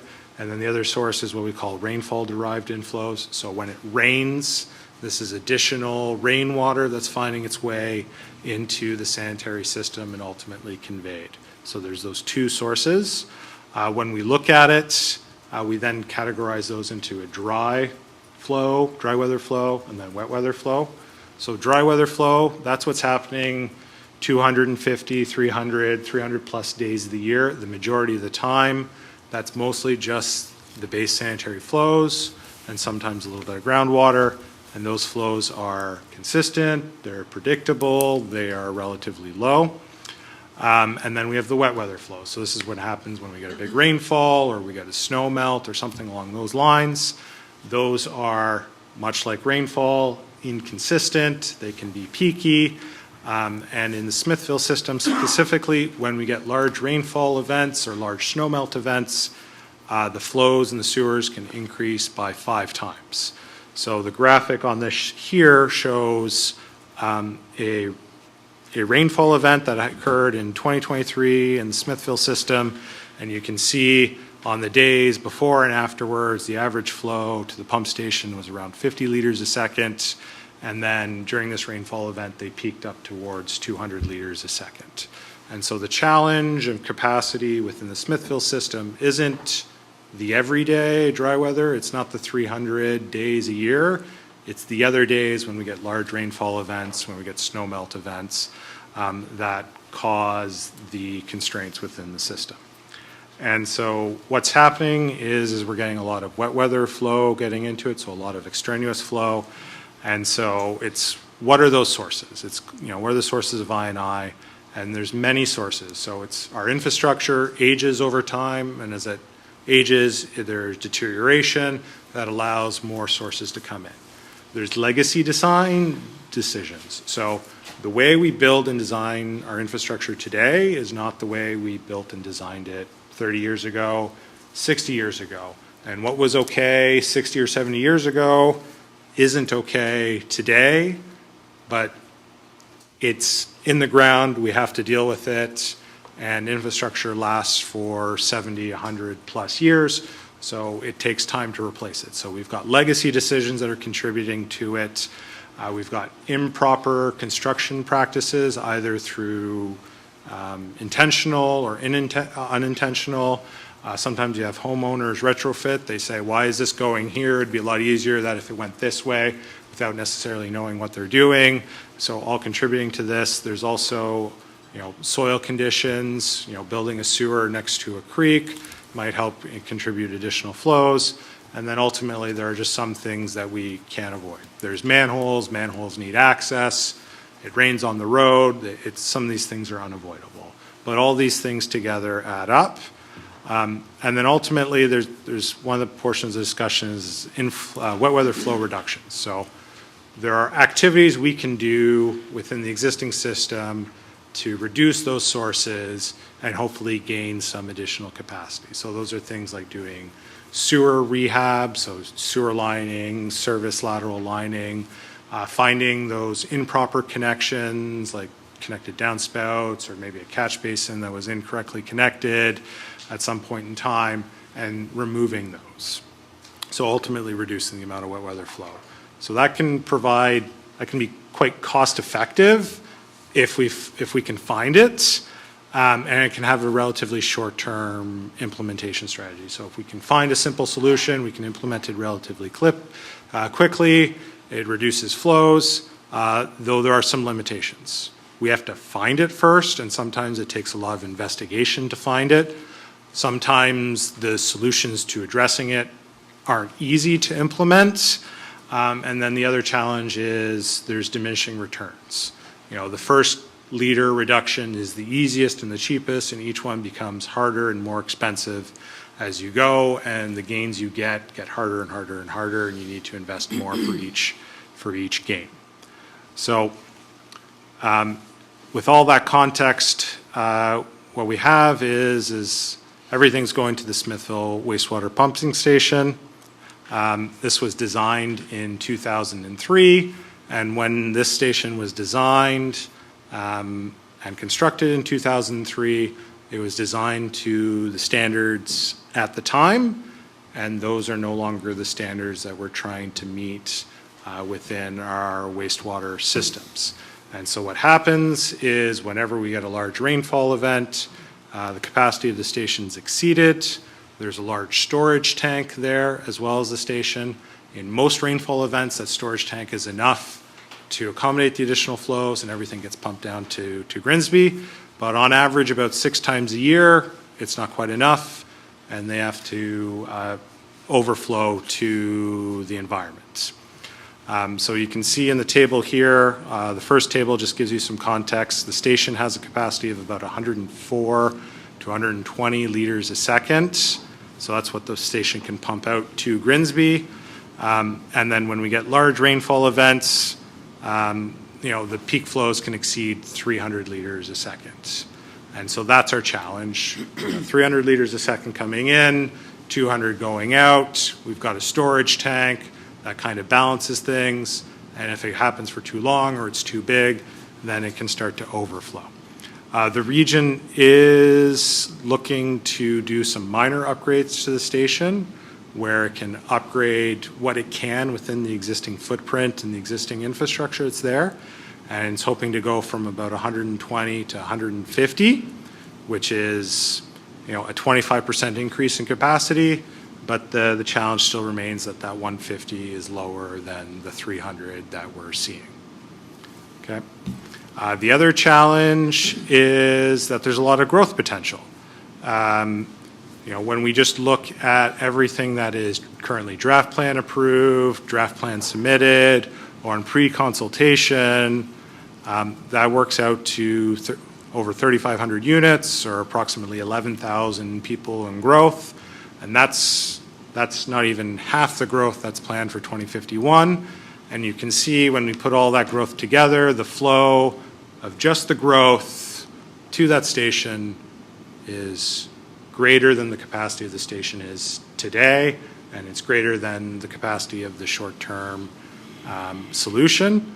And I think on the previous slide, I don't have it here, but in the region's master plan, the upgrade recommendation for that pump station at the time was around 700 liters a second to accommodate all the growth. So quite a substantial quantum. There's refinements in the strategy that are going to change what those numbers are and what the approach is, but the main context is the upgrade to the station isn't a small one. It's a multiple increase because the amount of growth that's going to go there is greater than what it's servicing today. So the big challenge is okay, it's going to take 10 years for all this infrastructure to come into place. We're at constraint today. We have 833 draft plan approved units, which could all go to the station. So how do we come up with a strategy to accommodate those and potentially more capacity in the next 10 years, over the next 10 years, before this infrastructure is upgraded? So wet weather flow reductions, as I talked about before, and the township has been doing for a number of years, is part of that short-term solution, but the magnitude of growth is such that infrastructure upgrades are still going to be needed and form part of the ultimate solution to address these issues. So I&I is wet weather flow reduction is part of the short-term solution, but it is not the solution itself. Upgrades are definitely needed. So looking at the options, really we explored 3 potential service levels for capacity. So the service level 1, and I'll kind of talk about it in these slides here, is Service level 1 is if we apply the design criteria that we would apply to new infrastructure today, which would effectively say no surcharging sewers, no overflows, everything stays within the pipe, as you see on the diagram to the right. The system is not performing at that level. Fundamentally, there would be no additional capacity. So if we apply strict interpretation of criteria that we apply to new infrastructure construction and design, the station and the system has no additional capacity, and we would need to implement all of these upgrades before we can accommodate any additional growth. Option 2 is we maintain the existing performance levels. So we benchmark how the system is performing today. So how much is the sewer surcharging? How much overflows are currently occurring within the system? And then what can we do in terms of adding more capacity to the system, doing wet weather flows, and everything that we add in terms of capacity, so reducing wet weather flows, adding pump station capacity or sewer capacity, we then gain in growth capacity. So if we remove a liter a second of wet weather flow, we gain a liter a second of growth capacity. We add a liter a second of pump station capacity, we gain a liter of growth capacity.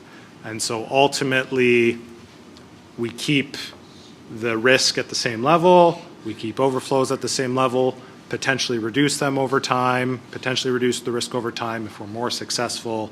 We can take things out and gain capacity faster than growth occurs. But that's ultimately that approach. That one could gain us up to 2,500 units of potential growth capacity in the long term. And then option 3 is the managed risk approach. So we go, what's the limit before we start causing basement flooding issues? What's the limit before we start causing excessive overflow events?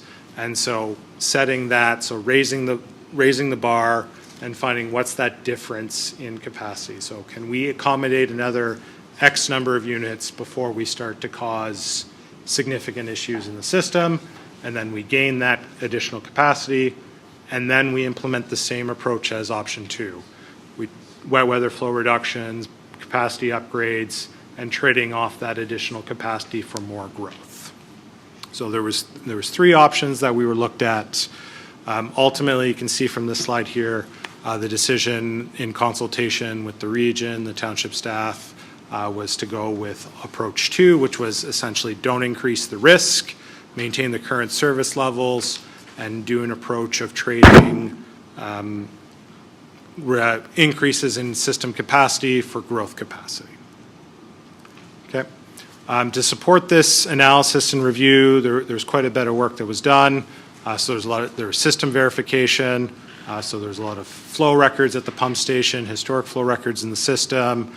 We did street level basement elevation surveys, so doing surveys of properties from what was publicly accessible to estimate what basement levels were so we can better define risk.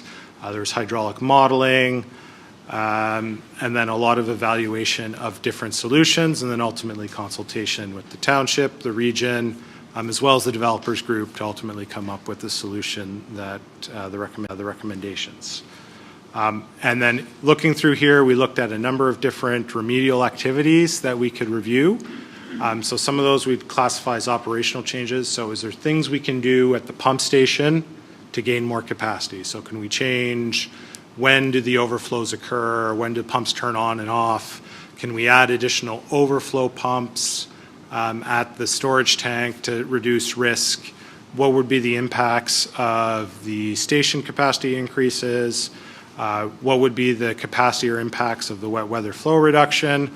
And then also through that survey, identify what are the properties at the greatest risk of potential basement flooding or impact, and are there activities or actions we can do at those specific properties to reduce the risk or impact to those existing properties.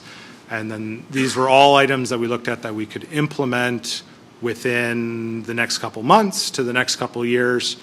because we know within 10 years from now, we're going to get those big capacity upgrades, and that's going to provide us the capacity to not only support growth, but hopefully eliminate the overflows that we're seeing. So ultimately, through all this review, the key findings were there's a hard cap on how much additional growth we can get in the station. If we grow more than 2,500 units, then we really have no more capacity at the station, even under typical flow conditions. So any short-term strategy is roughly limited to 2,500 units of potential growth. What we also found is the biggest constraint is really the downstream capacity, so the pump station. There are other localized sewer capacity constraints in the system, but the biggest one limiting net growth is the Smithville pump station. So a lot of the strategies are, if we add it anywhere in the system, it's all going to the pump station. So we need to focus on the pump station solutions, and that will generally gain us capacity anywhere in the system to a lesser extent. Other key findings is we find it's really about 24 properties that are at the greatest risk of constraints in our wastewater system. So the township is now aware of those, and then we can approach solutions to try to mitigate the risk of those properties in the short and long term. And then there's 3 key sewers that go to the pump station, kind of 20 Mile Creek. That's the one that runs along the 20 Mile Creek. That one has capacity for about 1,000 units of growth as it sits today. And then as we do wet weather flow reductions, we can gain more capacity in that sewer. There's the Anderson Crescent sewer. That's the one that goes to the east. And that one largely has enough capacity to support all of the growth that's being proposed in the medium term. So that sewer is fine. And then the last one, that was the St. Catherine Street one. And then there's the Anderson Crescent sewer. That's the one that's going to the south through Anderson Crescent. And that sewer is largely at capacity now, and that needs a bit of an upgrade to support the growth in the south. And that was already identified in the Smithville Master Community Plan. So other key findings were the operational changes. They can provide some benefit, they can provide some risk management, but they really often can lead to additional overflows. So we didn't apply that as a source of additional growth capacity because we did not want to increase overflows as part of our strategy. But it does help to manage basement flooding risk. The pump station upgrades, those provide a substantial increase in capacity. Those are the short-term ones, so they're going to the 120 to the 150, not the larger one. That's really what drives our increase in growth capacity beyond the 700 units. This is really what we need to do to gain any substantial growth capacity. And then the I&I reduction afterwards is where we do further growth capacity. So for every liter a second that we can take out of the system, that's additional growth capacity we can provide in the system. It helps extend the life of the existing sewers, but it also ultimately, as I talked about, the growth is such that we can't eliminate the need for the pump station upgrades in the long term. So it's a part of the short-term solution, helps us manage things in the short term, but it's not the long-term solution. So ultimately, through this, we've identified a bit of a timing and the number of units gained. And so the strategy ultimately is once we implement, right now we have no additional growth capacity. Once the region implements their pump station upgrades, we can gain capacity for about 700 additional units. We're still recommending the operational changes of some additional overflow pumps at the pump station. Although that doesn't gain additional growth capacity, it helps manage risk in the long term. And then through the I&I program, that's the wet weather flow reduction. That's where we hope to gain an additional 800 to 1,800 units, depending on the extent of the wet weather flow program and the effectiveness. I would say to achieve the 1,800 units of additional growth, The township would have to transition from what we would call now a standard or typical wet weather flow reduction program, and you have to transition to an enhanced wet weather flow program, which is more involved involves a more extensive rehab and lining and a bit more investigative works, and that's what would be needed to gain probably the additional 1,000 units that we have on the last line there. So that helps us in the short term, but this still doesn't negate the need that we need to do the continued implementation of all the Smithville Master Community Plan projects and the Regions projects to be able to support the growth needs beyond these 2,500 units. So in terms of implementation of the strategy, there's a couple different steps. So the first one is developing the allocation policy. So we have the strategy now. Now we have to figure out when do we allocate capacity, who gets the capacity, how long does it happen for, how do we monitor, how do we track. So, all of those different components. So that's what the next step of developing the allocation policy. Then we need to, as an additional steps, we also need to develop the enhanced I&I reduction program and then ultimately implement it. The township's already applied for provincial grant funding to help fund that work. There's also the regional CSO program that can help fund some of that work. There's the continued investigation of those identified higher risk properties and implementing, confirming the service connections, the elevations, and doing some minor upgrades to those individual properties so it substantially reduces their risk.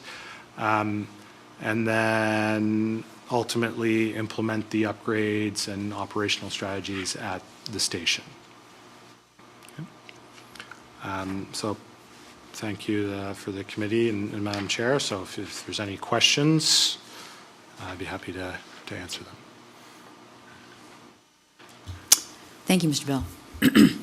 That was a very comprehensive way of looking at something that we've been talking about for a very long time here in West Lincoln, that is extensive growth. So really what you're telling us is 2,500 units until about 5 years from now. Madam Chair, I'd say it's probably going to be more than like 10 years from now. Thank you. I wanted you to correct me. Sorry. Okay. So members of committee, that is Mr. Bell's presentation.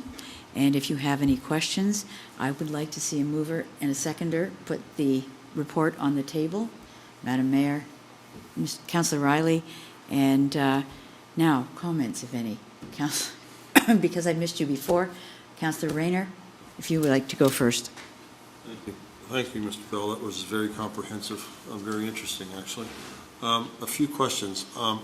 I've been here a long time, and we've had lagoons. Has this got anything to do with our lagoons? Are the lagoons disconnected? They were utilized in the past. I'm not really familiar with it. I know we have it. We had one councillor that wanted to put exotic waterfowl on it. But what is the status with the lagoons, and does this relate to this at all?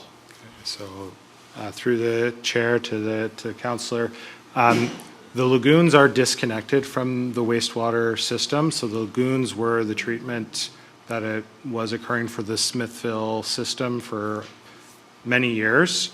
But now all of the wastewater flows that are captured go to the Smithville pump station, which is a little bit upstream from the lagoons on 20 Mile Creek. And all those flows are pumped to Grimsby through a force main and gravity sewer, and then go to the Baker Road wastewater treatment plant. So the lagoons are effectively decommissioned and have no bearing on the strategy. Thank you. Your presentation said that the study and the work was done in 2003 here with regards to putting in the pumping station and everything. Was that when the lagoons were disconnected? So it was constructed in 2003. I'm not 100% certain if it was an upgrade to the existing station and that the lagoons were decommissioned earlier, or if that was when the lagoons were decommissioned themselves. Sometime around that time. So it was several decades ago, so well before my participation. Okay, all right, thank you. May I, with regards to the Grimsby wastewater treatment facility, did you say they were at capacity earlier? So through the council, through the chair to the councillor, the pump station is the item that's at most constricted. The treatment plant in Grimsby has some capacity for growth. It's servicing Grimsby, Lincoln, and West Lincoln, but there is a substantial treatment plant upgrade that is required to support the balance of growth within those three communities.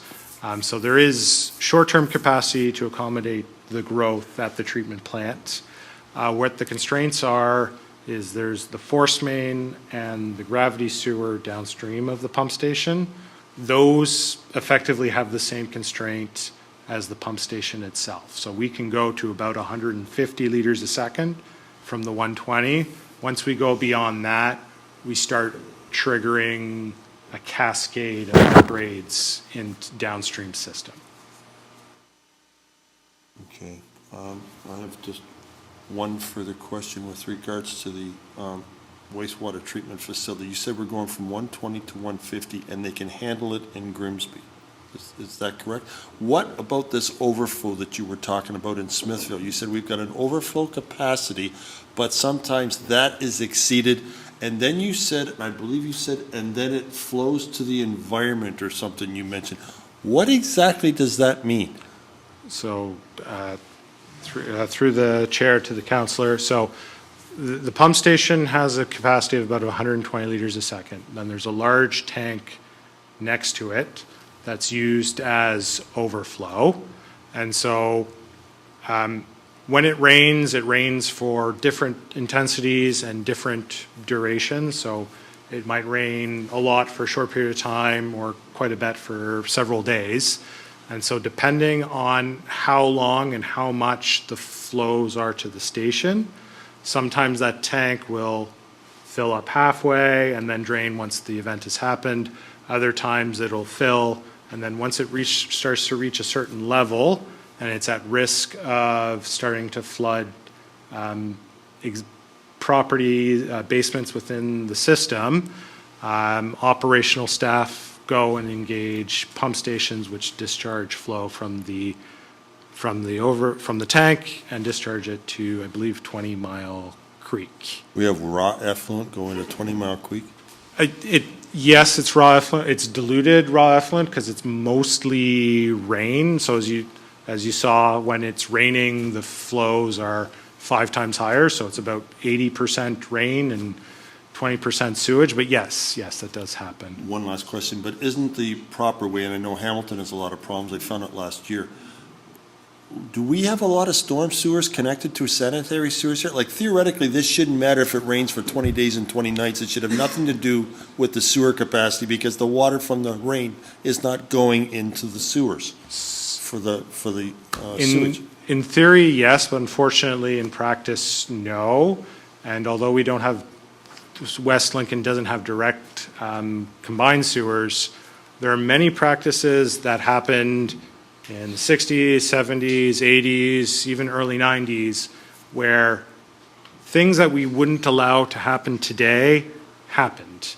So you would have foundation drains connected to it. You can have downspouts connected to it. You can have the contractor, when he's building the house, connects it to the wrong pipe without knowing what he's doing. You can have a homeowner who doesn't like that their sump pump is going over the foundation and discharging to the yard, and they don't tell anyone, and they put it into the sewer disconnection. You can have all sorts of things that happen over the course of the time, and unfortunately, it's not an issue that's unique to West Lincoln. I would say the majority, if not all communities in Ontario that have sanitary sewers have a portion of their system that have wet weather flow issues, and they need to manage it. If I were to benchmark West Lincoln relative to other Niagara communities, you would not be the worst. You would be in the middle of the pack. And it's just unfortunate that the confluence of the flows to the system configuration and the capacity of the pump station caused the issue that you have. There are other communities that have much worse flow conditions.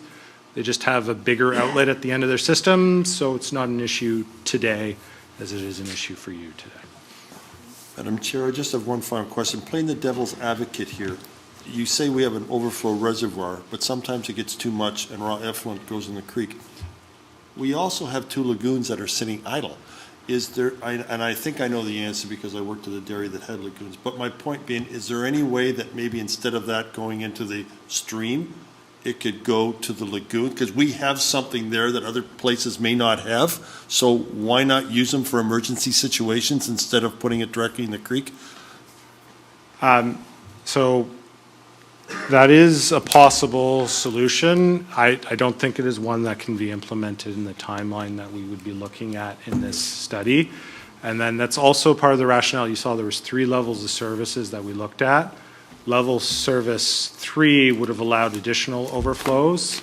The strategy that we're going with is predicated on not increasing overflows from the current levels that we're seeing today. And that the long-term solution, so the implementation of all these upgrades, once it's done 10 plus years, has one of the objectives to eliminate those overflows. Thank you. Thank you very much for your time. Thank you. And just before you go on, because people are going to think about lagoons, the provincial government is trying to completely take lagoons offline. And if we were to want to use them, would it not take extensive rehabilitation to come up to today's standard? They've been abandoned for a couple decades. So the cost we put in there could be more efficiently put to improving the system as we go along. I just don't want anybody to think that So we if can we were to look at rehabilitate. it from a treatment perspective, we would have to go through quite an extensive Schedule C, Class EA, quite a bit of work. We'd have to look at the assimilative capacity within the 20-mile creek. There would be quite an extensive amount of work to be done. And the capacity that we would gain from going to the lagoons would be insufficient to support the growth that we have. Thank you. I'm sorry, I don't mean to cut you off. The thing is that you are giving a shock wave out to the community. Developers already know that we're going to have a 10-year window to look at this, and we have, you and our staff and the developers have all had time to cope with this. But the reality is we're listening to people today, and I'm worried about the people out there that are going to hear this or see it in the paper. And I really just don't want us to think that there is a potential to use very aged infrastructure to get us through this time now. Yeah, it wouldn't be part of the short term and not part of the long-term solution either. You know, the region has a large treatment plant that's providing a much higher standard of treatment in Grimsby, and they have a long-term strategy to increase its capacity with the thought of accommodating West Lincoln in there. So really, it's not part of the short or the long-term solution. Thank you very much. Is there anyone else with questions with regard to the current situation? You heard the scary word. It's called allocation policy. Councillor Bradrick. Thank you, Chair, through you to the presenter. Just a couple of quick questions about the modeling that you would have used. I certainly don't pretend to be at all an expert in wastewater management, but was curious about climate change factors and how they're utilized in the long-term planning, because as we all know, maybe historical data isn't necessarily accurate of what's going to happen in the future as far as the 100-year storms that seem to happen every couple of years. And those high-risk properties that you talked about, are those homeowners aware of this finding? Those are my 2 questions. Okay, so for the first question, through you, the chair, to the councillor.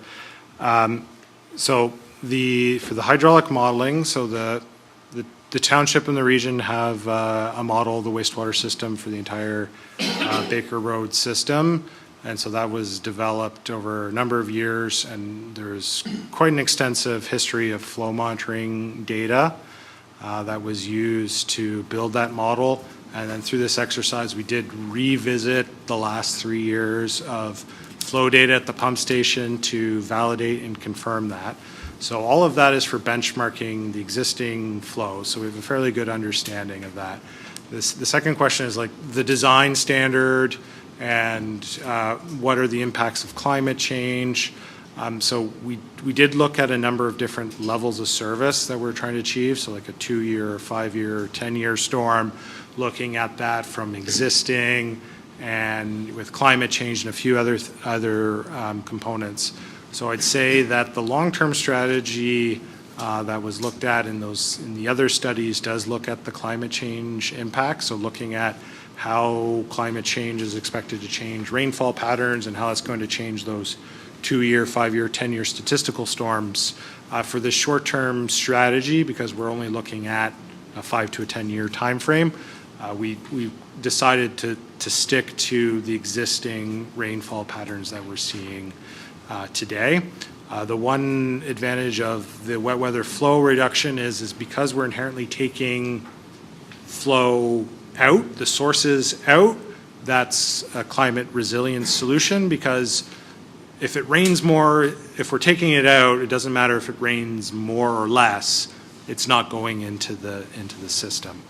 But the short-term strategy didn't do a 20-year or 30-year climate change prediction because we're hoping that this is resolved before that time frame. And then I'll probably defer to Mike on the properties question. Yeah, I'll answer the property question, and Julian could help supplement the information. But through the chair to Councillor Bradrick, like the properties that we identified through the modeling work, like right now we don't have any concerns with basement flooding, and that's why we operate the that's why we get notified by the region when we have to operate the pumps at the overflow tank to make sure that we don't have any basement flooding. But whenever we do have a development that's going to tap into our existing system, now that we have the model, we'll do a peer review and we'll put that information into the model. And if we feel that the sewers are hitting their capacity, we know what 12 properties are at risk, and then we'll do further investigation to see what can be done to those properties to mitigate that risk. But all that costs to retrofit those properties, if we allow that development, will be borne by the developers. I don't know if you want to add anything else to that, Julian. Yeah, so all these properties were the ones that were flagged to be the closest or the most at risk. You know, there's already the existing infrastructure that's in place and the overflow that's generally protecting those properties today. And that's also part of the rationale as to why we went with approach 2, which was maintaining current service levels or current risk levels. So the strategy is all based off keeping how do we take stuff out so we can add stuff back in so that the line or the level of the system doesn't go higher. Okay, thank you. No problem. Councillor Najak. Through the chair, appreciate it. I can't see this for much longer, but I'm new and I'm learning. So under the strategy where you talk about minor pumping and equipment upgrades, additional flow pumps, the reduction programs, is that budgeted already or unbudgeted, or these are recommendations or strategies that should be added to the current needs? Just trying to better understand. Right, so I'll probably defer to Mike. The costing aspect. Okay, so the first operational change is, I guess what, the operational changes, is this the right slide? Because this is the ones we looked at. These are the ones, so. Yeah, here we go. Okay, so the first one there, the minor pumping and equipment upgrades.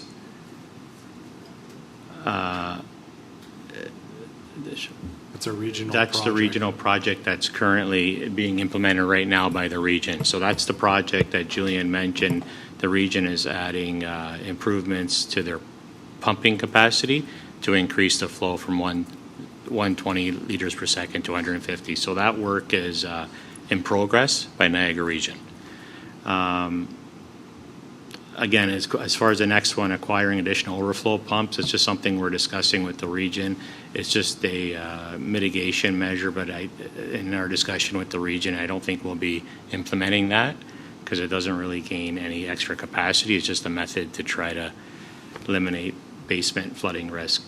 Our Smithville I&I reduction program, that is in our 10-year forecast. Historically, in the past, we've kind of budgeted approximately some money every couple years, and then we try to top up that budgeted money with the CSO funding program that the region has offered. So that is in our 10-year forecast. We have money set aside every other year to tackle our I&I program. Is it enough? No, I think we need to budget more, but Julian mentioned that we recently applied for a funding program to get a lot more capital dollars from the province in order to really put more funding towards that I&I program. Yeah, so that kind of addresses the last two items there, because the last two items are I&I. So we do have money in the forecast for I&I. It would be nice if we could apply more money, allocate more money in our forecast, but that's why we look at these funding opportunities, because there was one out there and we really applied for a program to get more money to implement more funds towards our I&I program. Okay. Any other questions? So I have a couple. If we wanted to allow growth to happen, you mentioned that the developers would bear the cost. So are we saying that if growth were to happen on those properties at risk, are we looking at some kind of a program like they have in other municipalities for backflow prevention, which they prevent flow from coming up into the basements? Would that be something that the developers would be paying for? Is this on? Yeah, through the chair, that's one potential solution, is a backflow preventer, or another potential solution would be to install like grinder pumps, right, and then pump it up and into the sanitary sewer. So those are a couple options that we would be looking at to mitigate the basement flooding of those high risk. But the idea would be to secure funding from the developers to implement those modifications. So a lot of work has gotten into, thank you very much for that answer. So a lot of work has gotten into all of the analysis, and thank you for the work that your staff have done, as well as for the consulting group. But basically what we're saying is that now we've picked an option, and the option is that the most effective way is not to stop with disconnecting downspouts and some pumps, et cetera, and everything we take off is lessening the risk of anything to your neighbor. But the reality is that we are going to an allocation process. And the allocation process, is that going to also impact infill, residential infill that was planned for within Smithville, and or industrial growth that we might be able to get them gas, but we won't be able to get them sewers? Yeah, through the chair, some of the components in the that we're going to consider when we develop that allocation policy is reserving capacity for infill residential developments, as well as allocating capacity for commercial and industrial developments, because those types of infill developments, for example, it's easier to connect to the system, and you see the better benefit, quicker turnaround. Also, depending on where, like they're quick projects, right? Infill developments. Some of the other components in the allocation policy would just be identifying like what stage in the planning application and talking with our growth and sustainability staff where that allocation should be guaranteed or granted. So we'll work through all of that. But there should also be like an expiry to that allocation as well, right? Mm-hmm. Use it or lose it. You get the allocation, excuse me, but you got to keep working to get the allocation implemented towards your development. Right. Things like that, as well as perhaps a ratio for, as Julian mentioned, like extraneous flow removal. If a developer is able to implement so many liters per second out of the system, then they'll be granted some allocation. So there's a lot of things to consider in our allocation policy, but that'll clearly be laid out and presented to committee and council when we finalize it. Thank you. I've spurred a different question. Councillor Rayner. When I was first elected way back in 2003, the region used to come and they would talk about their waste treatment facilities. And they would also discuss, because of the fact that they had a problem back then with the stormwater mixing in with the sewage water, that they had discharges into Lake Ontario. And I remember one year they had a map and they said there were 47 discharges at Port Lucie, and you could actually see overhead a black plume in the lake. Do they have those kind of discharges at Grimsby?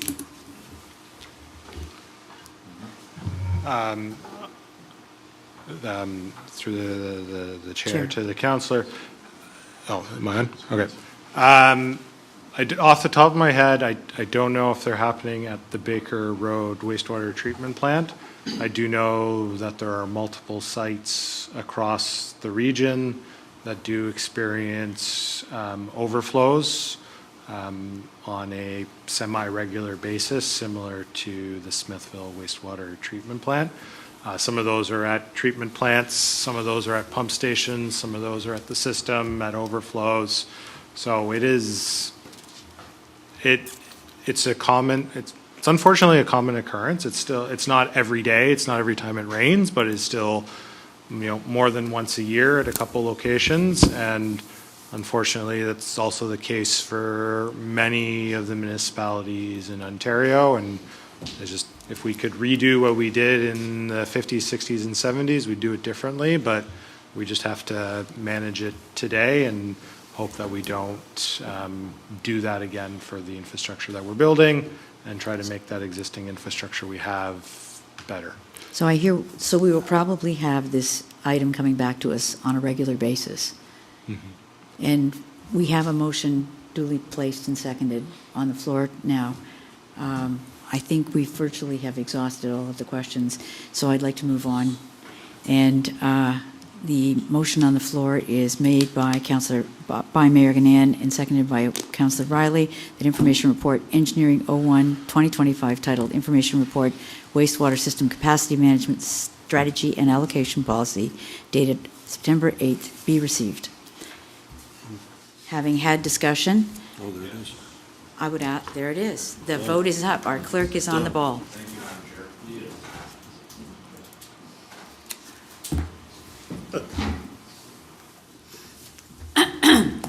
And that motion carries unanimously. Thank you very much to the presenters tonight. And we are going to move on to other business, item GS 39-25. Members of council, this is information of an informative nature with regard to community events or committees that you may sit on. If there's anyone wishing to go, I'll start on my right. Councillor Rayner, nothing? No, thank you, Madam Chair. Thank you very much. Mayor Ganan. Thank you, Madam Chair. Just one quick item to start with, and I'm not sure whether council remembers, but part of our budget process allows for particular grants to be given to students and so on. And just this week came in a letter thanking the municipality, West Lincoln Township Council, for the award that was given to a student from Smithville Christian High School. So I don't need to read it, but essentially what they're saying is thanking you for the vital role you're playing in fostering the spirit of generosity and connection in West Lincoln. I think that it's important that members of council know that we do routinely receive thank you letters for that kind of thing. And I'm not going to go into it now, but before members of council leave, I have for each of you the opening day of the plowing match. For those of you who are in the Grape Stomp, I have a special pass and a vehicle parking for you. For those of you who just might want to come in one of the 5 days, I have a different colored parking pass and a different colored pass for you if you want. So if you're interested, please don't leave without. It's next week, running from Tuesday to Saturday. And anyway, those are here for your use as well. That's all. Thank you. Thank you, Madam Mayor. Councillor Riley. I'm going to save my comments for council at the end of the month. All right.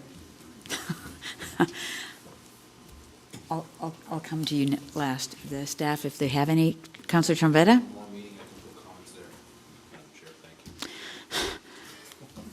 Councillor Bradrick, thank you so much.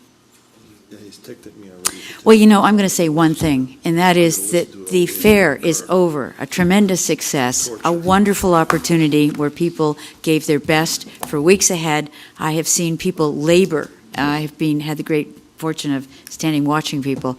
I've watched them labor endlessly, and today taking it apart so that the next event could be readied, and that isn't the international plowing match. It's horse show and a few other things before it actually shows up. So our friends, our neighbors, our families are all eagerly looking for the end of the fair so that they can start right in with the international plowing match, and I hope to see everybody there. That's it. I have other things, I'll say it later. Good. Actually, I don't believe there's any items of new business, and if there is, show me now. Seeing none, I will adjourn the meeting at 9:33.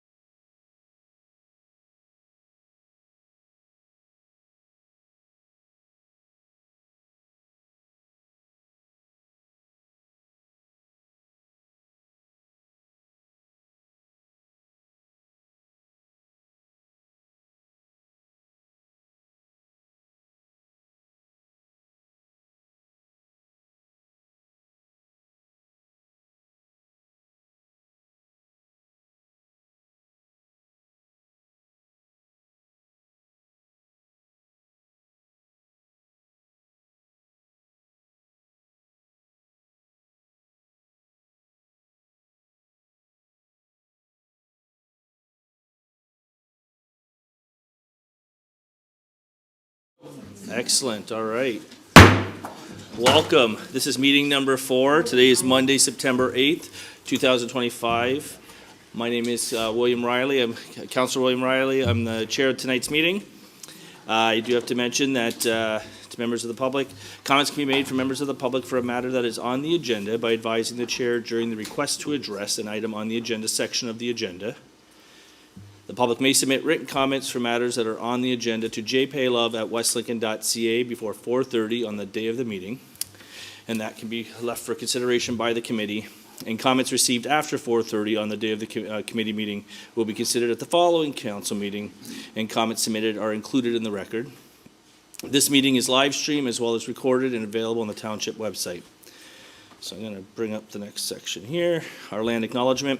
The Township of West Lincoln, being a part of the Niagara region, is situated on treaty land. This land is steeped in the rich history of the First Nations, such as the Haudenosaunee, the Haudenosaunee, and Anishinaabe, including the Mississaugas of the Credit First Nation. There are many First Nations, Métis and Inuit from across Turtle Island that live and work in Niagara today. The Township of West Lincoln, as part of the regional municipality of Niagara, stands with all Indigenous people, past and present, in promoting the wide stewardship of the lands on which we live. At this point of the meeting, I'm going to look around, see if there's any changes of items on the agenda, the order of them. Not seeing any. I'm going to look around as well to see if there's any pecuniary conflict and or just regular conflict of interest. Not seeing any. There are no appointments tonight.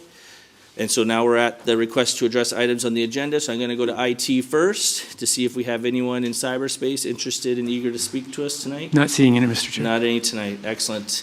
To members of the gallery, anybody like to come up to speak about any particular item that's on tonight's agenda? This is your chance to say a few words. So before you come on up, before you do, I do have to read that under our procedural bylaw 10.135 general rules, 1 hour in total shall be allocated for this section of the agenda, and each individual shall be given 5 minutes to address their issue. Some exceptions may apply. A response may not be provided, but the matter will be referred to staff. So at this point, I just need you to state your name, and then you can let us know what item it is on the agenda, and then you can share your comments. Yes, good evening. My name is Daryl Hanstra. I operate 20 View Farms at 7224 20 Road in Smithville. And I'm just here on concerns regarding the heavy truck restrictions on South Grimsby Road 8. We run a grain elevator and also a crop input business that provides fertilizer and crop protection products for farmers in the Smithville and surrounding area. And a lot of our grain exits along South Grimsby Road 8. It's a major corridor for our grain trucks to bring grain into the Port of Hamilton. We also receive fertilizer out of the Port of Hamilton through that route. And I have concerns about restriction of heavy trucks, as that would be a huge detriment to our business, efficiency of our business. It would be destructive to the economical development of our business and for this community. And I'm requesting that this committee consider our business and the impact it will have on it by creating a 12-month restriction on that road for heavy trucks. Excellent. Thank you. To other members of the gallery, anybody else would like to address any item on the agenda? Excellent. So Rob, you know how this goes. I'll leave it to you. Rob Cosby, 5969 Concession 7 Road in West Lincoln. Been a resident of Niagara or West Lincoln all my life, and farmer, and just recently retired of the trucking business as well. After reviewing the report 017-2025 about heavy truck restrictions, I appreciated after discussions this past spring about some heavy deterioration on roads that this was being looked at. However, in reflection, I started thinking, well, what is it about those roads in particular that's drawing heavy truck traffic and reducing the life of the roads? Still Chippewa Road, I have no knowledge of what goes on out there whatsoever, so I'm not even going to comment on that one.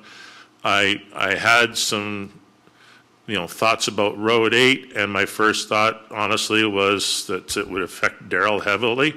I did call him this morning, and he's already stated his concerns on the issue. I did have discussions with Mr. DePola and Trey Benish this afternoon about this subject. One of the biggest concerns that I had was the restrictions on Yonge Street, and a lot of that I would assume is probably being attributed to a lot of gravel that moves towards the Hamilton area of the quarries on Yonge Street. And my thought was, while it's probably a good idea on the township's side to say, okay, we want to save that road and restrict the travel on it. What my fear is those loaded trucks, 10 months of the year, because the other 2 months there's already road restrictions on the township roads. Those loaded vehicles will come to up Yonge Street to 30 Road, and they'll have two choices. They can turn right and then go out to Mud Street and proceed on west, which they may or may not do, because once you get up into Hamilton Wentworth, Mud Street is not a very good road at all. I don't know how some of the guys travel it up there. The other alternative is they're going to come in Station Street, and those loaded gravel trucks are right through the middle of town. I don't think that's an option, a really good option. Unfortunately, my thought is they're both regional roads, no matter which way you go, and I don't know if it's within the township's control to dictate what happens once those trucks get to that intersection. So that was a concern I had. The other concern that I have in general was a lot of this road deterioration happened back last spring when the frost came out and road limits were in force at that time.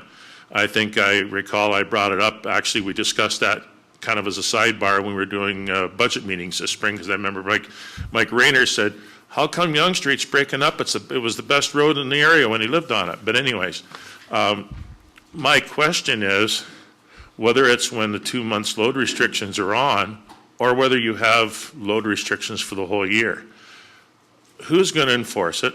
How's it going to get enforced? And by who? Because in my lifelong career in the trucking business, I nor any of my employees were ever stopped by anybody when we were traveling on a rural road, saying, hey, where are you going? What are you carrying? And how much you got on the truck?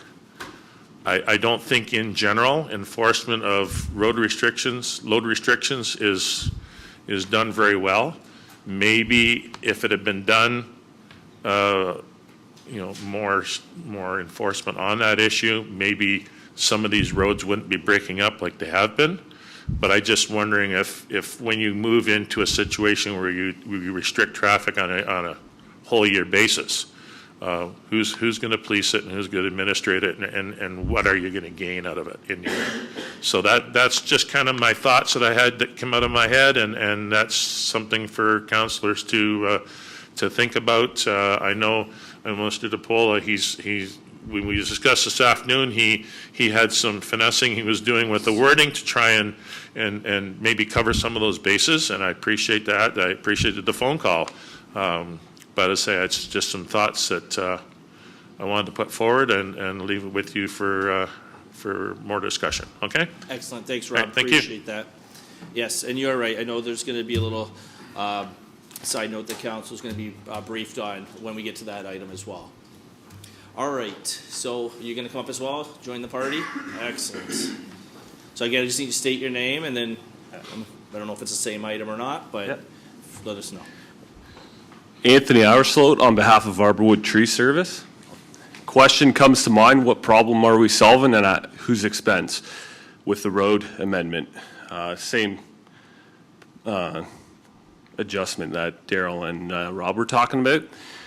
Arborwood Tree Service is operating down the road from 20 Farms at 7838 20 Road, I believe, close to Allen Road there. My observation, echoing some of Rob's considerations there, is that roads are falling apart, not necessarily due to only loads, but also just general construction practices. They weren't designed for what's being on there every day, including car and the volume of traffic. Similar to some of the fractures we can see in the sewer infrastructure as it relates to the load it takes. And it's going to cost local businesses and people passing through time and energy to not use these roads. One of the unintended consequences that I'd like to echo that Rob has, just living in the area for the last 13 to 15 years, so not a lengthy history, but from an observation point of view is let's not push more traffic through town than what needs to be there. We recommend our staff members take that exact road, Grimsby Road 8 in particular, and same as Rob. It would be unwise to comment on many other roads in the amendment there, but that road in particular is a great segue. I was going to try to remember it, but I can't remember if it's Casterville that comes down or so, but it's just a couple of quick 90s there. It's become more and more busy with traffic that's coming in and out of Dunnville. And that's not just residential traffic. So some further consideration there, and maybe it's already been reviewed, but yeah, hopefully you guys are thinking about some of these other contributing factors that'll impact our business if our guys are adding 10 or 15 minutes to drive times every day when we're already thinking about how to manage our non-billables and stuff. So. Perfect. Appreciate that. Thank you, Anthony. And certainly appreciate hearing from you guys and the extra effort you're making already in consideration of trying to avoid or contribute to the congestion that we have in our community too. So I'll let the director comment when we get to the item, and hopefully we can address some of those concerns. And if not, you'll be able to follow back up. All right. So that is it for the people in our gallery. So I'm going to move forward to consent agenda items, which there's none. We have no communications today. That brings us to staff reports. And the first staff report is Manager Operations Trey Benish and Director Infrastructure Mike DePaula. And its recommendation report 017-2025 heavy truck restrictions on Yonge Street, South Grimsby Road 8 and South Chippewa Road. I will get a mover and seconder in a minute. I'm going to read the recommendation report of 07-2025 heavy truck restrictions on Yonge Street, South Grimsby Road 8 and South Chippewa Road dated September 8th, 2025 be received. And that a draft plan bylaw, that a draft bylaw such as the one attached as a Schedule A to the amended Schedule S of Bylaw 89-2000 to include heavy truck restrictions on Yonge Street between Regional Road 14 and Regional Road 12, South Grimsby Road 8 between Regional Road 20 and 20 Road, and South Chippewa Road between Regional Road 63 and Regional Road 2 be approved. So at this point I need a mover and a seconder. We got Councillor Braderick and Councillor Maychuk. And at this point, before I go to members of committee here, I'm going to go to our director, who's going to speak to some of the additional research he did this afternoon, and can kind of start the conversation from there. Through the chair, rest of the committee, I spoke to a couple of the delegates that spoke tonight about their concerns, and the report in front of you talks about how there are some exemptions to the truck restrictions that are kind of in the Highway Traffic Act, and it just talks about like local deliveries to properties along those road corridors. It also talks about exemption for farm equipment, getting access to those properties and stuff like that. So the body of the report touches upon that, but looking at the draft bylaw that's in front of you today as Schedule A, we thought it would make more sense to add another clause into that draft bylaw, which will be presented at council next week for you to actually read it. But I do have the wording that we're proposing to try to address those comments, so I'll take this opportunity now to read it. So we're looking at adding a clause to the draft bylaw that's attached to Schedule A to read that notwithstanding the prohibitions set out in Schedule S, which lists these three streets that we're recommending, nothing in this bylaw shall prevent heavy vehicle from using a restricted highway for the purposes of A, making a local delivery or pickup to or from premises which are located on or accessible only from the restricted highway. B, providing services to a property abutting the restricted highway, including adjoining intersections. C, assessing or egressing a business, farm, or residence located on the restricted highway or adjoining intersection. Or C or D, emergency vehicles, public utility vehicles, agricultural vehicles transporting commodities and inputs, or municipal service vehicles while engaging in their duties. So we wanted to add that clause just to make it clear that, that's kind of the exemptions that we're recommending in the bylaw. I don't think it addresses every single one of the delegates' comments or concerns that they made today, but I just wanted to share that it just provides a little bit more context on what the bylaw will be exempting.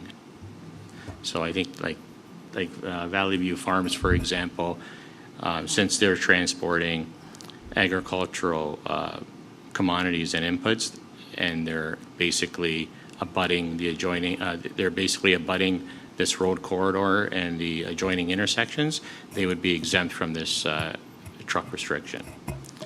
So. Thank you. Yeah, that's fine. So I have comments. I'll go to Councillor Broderick, then Councillor Trombetta.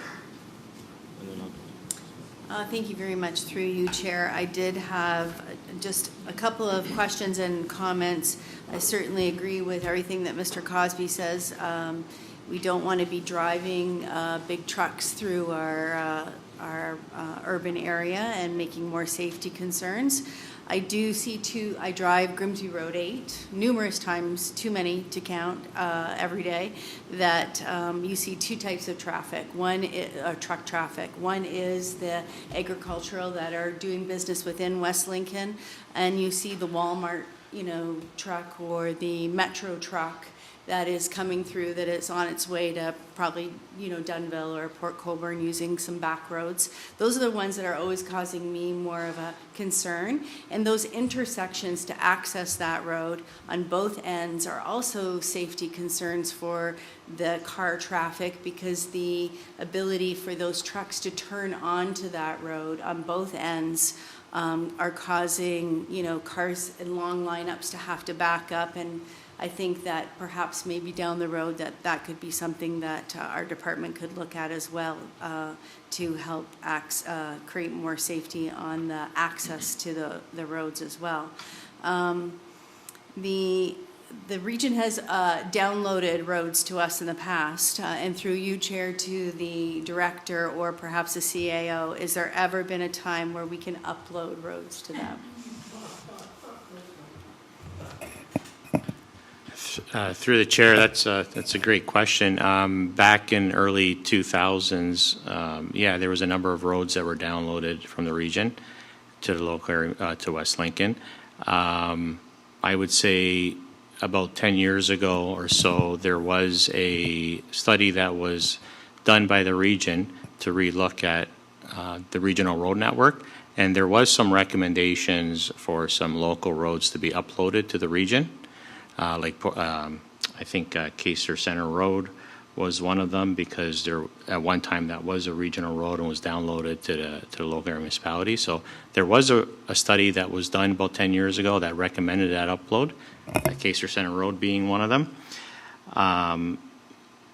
But unfortunately, the region never did bring that to implementation. It's something that I know administration staff have reached out to region to see if they'll be willing to take some uploads, because there is a lack of a lot of regional roads in West Lincoln. So they are doing a transportation master plan now. So that is something that administration staff will continue to advocate for during that study. Okay, thank you very much. I did expect that answer. Microphone. Grimsby Road 8 is probably one of the busier of the Grimsby roads out there for sure, and it would be hopefully something to be pushed for. And however this council needs to assist that, certainly it would be valuable for us to know, to reach out to our regional councillors to push that message forward, to try to get those roads into better shape to accept that specific traffic, and also helping in the winter months with the quicker snow removal than what typical non-regional roads receive. Thank you. Thank you. I have Councillor Trombetta, then Mayor Ganan, then Councillor Chichak. Thank you, Mr. Chair. Yeah, there's no doubt we've received a lot of phone calls, I think a lot of people, for this road about truck traffic. The idea is not to restrict our local business. The idea is to kind of limit the people cutting to Niagara Falls and not going through Smithville. That's the problem. There's no doubt. We have, Mr. Hordike's business, Mr. Hansner's business, Clark Pallet, these businesses we're not trying to restrict, nor do we want them not operating. So again, and I didn't know this was coming from our director, if we can find a way to keep our local businesses and that it's not restricted to our local businesses.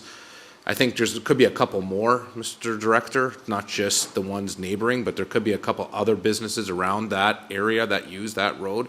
I'd like to see them not restricted, but the big corporate world of the Walmarts of the world shouldn't be using those roads to cut through because they're too lazy to go through the town and they want to cut through to go to Niagara Falls. Like, that's what we're trying to restrict.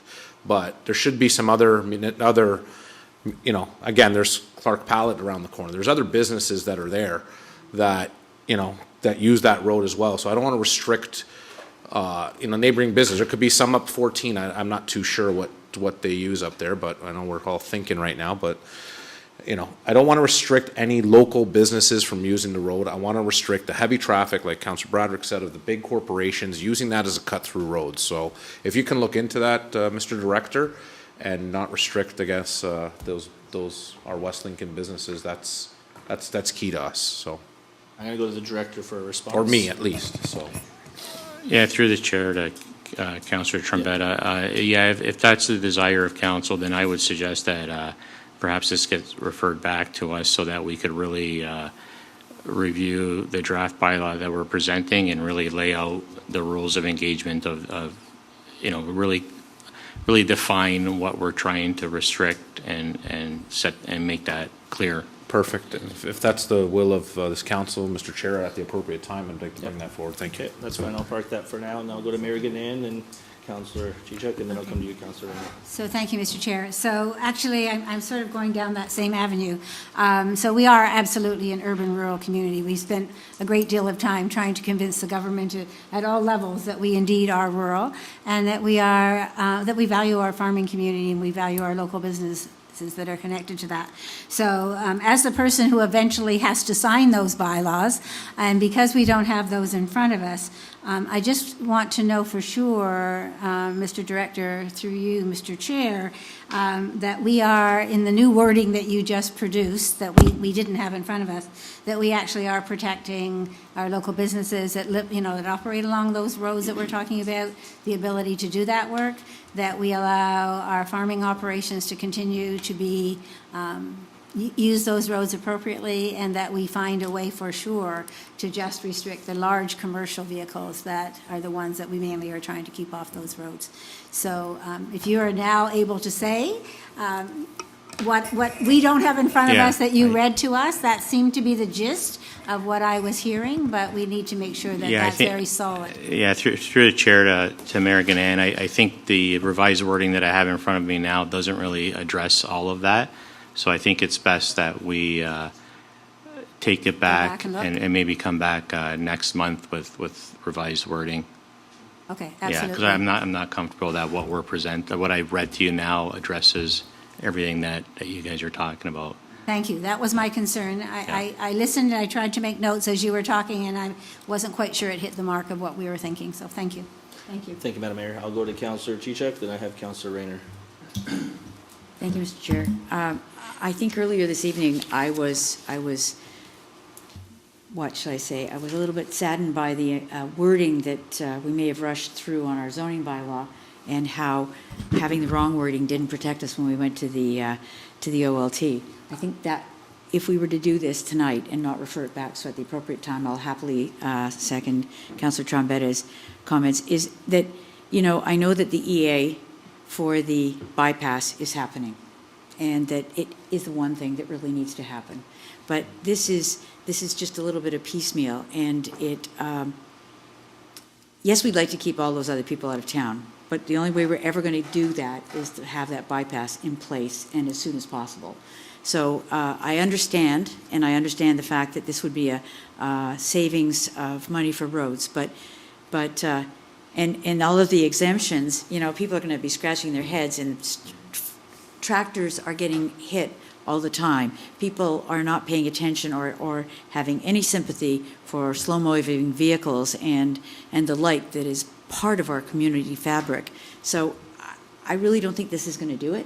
I really think that this is just a patch that is not complete, And it's going to be one of those things that, it's kind of like those cameras, you know, are they on? Are they here? Is this, can I drive down this road? What about if I want to go to Stampak and pick up something? I'm a local, so I can use it? No, I can't. I think we need to be much more comprehensive in our thoughts so that we're giving the right signal of what it is we're really trying to do. So thank you for that consideration, and as I said, at the appropriate time, I'll take that. Okay. Thank you, Councillor. Yeah, I was just passing it forward. Okay. That was what was handed to me. So, let me read that. Okay, so I have Councillor Rayner. Thank you, Mr. Chair. West Lincoln is known as an agricultural community. We're the largest agricultural municipality of the 12 municipalities in the region of Niagara, and our farming community is number one. There's no way in the world that we should have anything that would impede the operation of the farming community, because that is the hub, that is the lifeblood of this municipality. So anything going against the levy, farming is tough enough as it is, and it's very much unpredictable and driven by weather conditions. You could have a great year and a terrible year back to back, and to do anything to impede the efficient operation of a farming community in the number one farming community in the region of Niagara would certainly be detrimental to our whole community. So I wouldn't want to see that happen in any way. I'm all for bringing this back and having this reviewed and having it properly done. And if possible, the gentleman who presented tonight, to make sure that they've received copies ahead of time so that they can also comment, get back to us, the councillors, or also show up to the meeting next month and make sure that it meets their needs, that we're not restricting agriculture in any way. The other comment made by Councillor Bradrick, we have paved roads that are meant to handle heavy loads. We also have tar and chip roads that are not meant to handle that.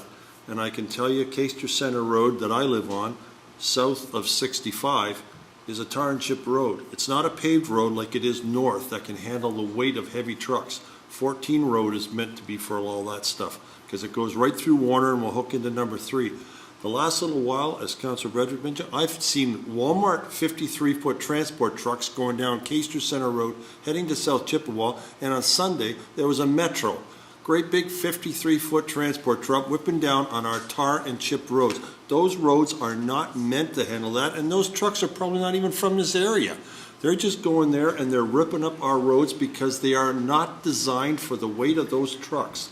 So there are situations out there right now that our roads are getting damaged quite severely, and it's not really our fault. People are just finding it convenient. Instead of going another couple of kilometers east to hook onto 14 and take a properly designed road, they take a shortcut up Caister Center Road and then rip up South Chippewa while they're at it, and then turn back onto Warner and then try to hook up at Cambro. Like, it's not the right way to do it. I don't know how we can prevent that, but what I do want to see is to make sure that our agricultural community is not inhibited in any way in their operation. So I'm all for bringing it back next month, and let's take our time and do it proper, but make sure we address the needs of the community that is the lifeblood of this township. Perfect. Well said. Thank you, Councillor. I guess before I go to Councillor Trombetta's referral motion, one of my concerns was also the enforceability component and how we're actually going to be able to enforce. I realize there'll be signage and other efforts made to bring it to their attention, but at the end of the day, it's just signage, and people trying to treat stop signs nowadays as optional. So how are we going to enforce this? I think needs to be carefully looked at too. But at this point, unless Director, you have anything else you'd like to add, I'm going to go to Councillor Trombetta's referral motion, and then it's seconded by Councillor Chichak. The clerk has it written out, Mr. Chair. All right, go to the clerk to read it. Through the chair to the rest of council, I have it as moved by Councillor Trombetta and seconded by Councillor Chichak. That recommendation report O-17-2025 be referred to administration for further research and clarification to ensure local businesses are not negatively impacted.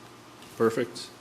All right, so assuming those are good, I see thumbs up from the mover and seconder. So at this point, I'm going to ask the clerk to put the question before you.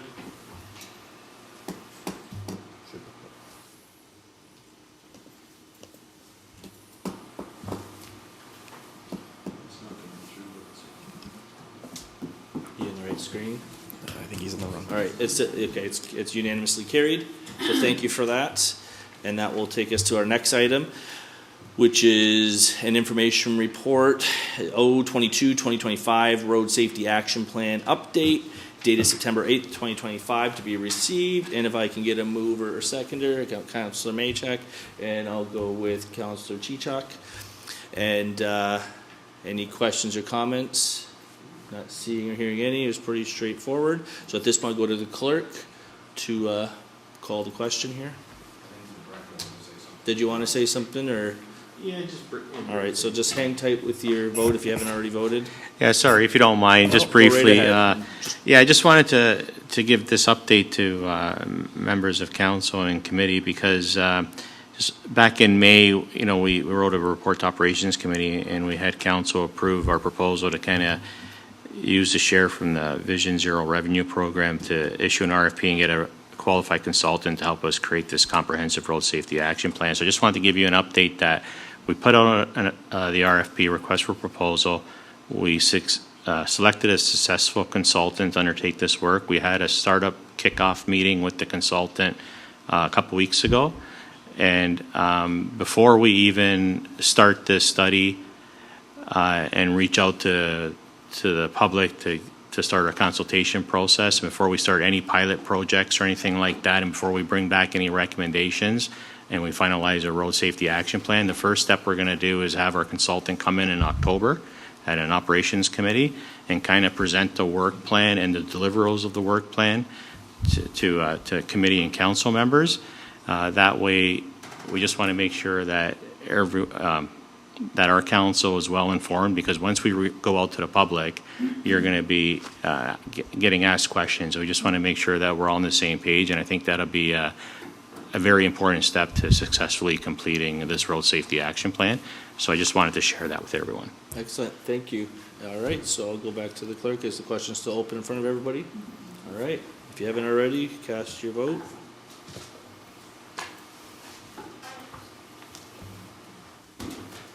And that is unanimously carried as well. Excellent. So that brings us to other items of business. We just had it last meeting, but if there's any other items of business, I'm going to do a quick glance here, not seeing any. So I'm going to move on to new business. Is there any new items of business? Not seeing any. We don't have any confidential items. So at this point, declare the meeting at the hour of 11:10 p.m. Have a great night, and yeah, thank you.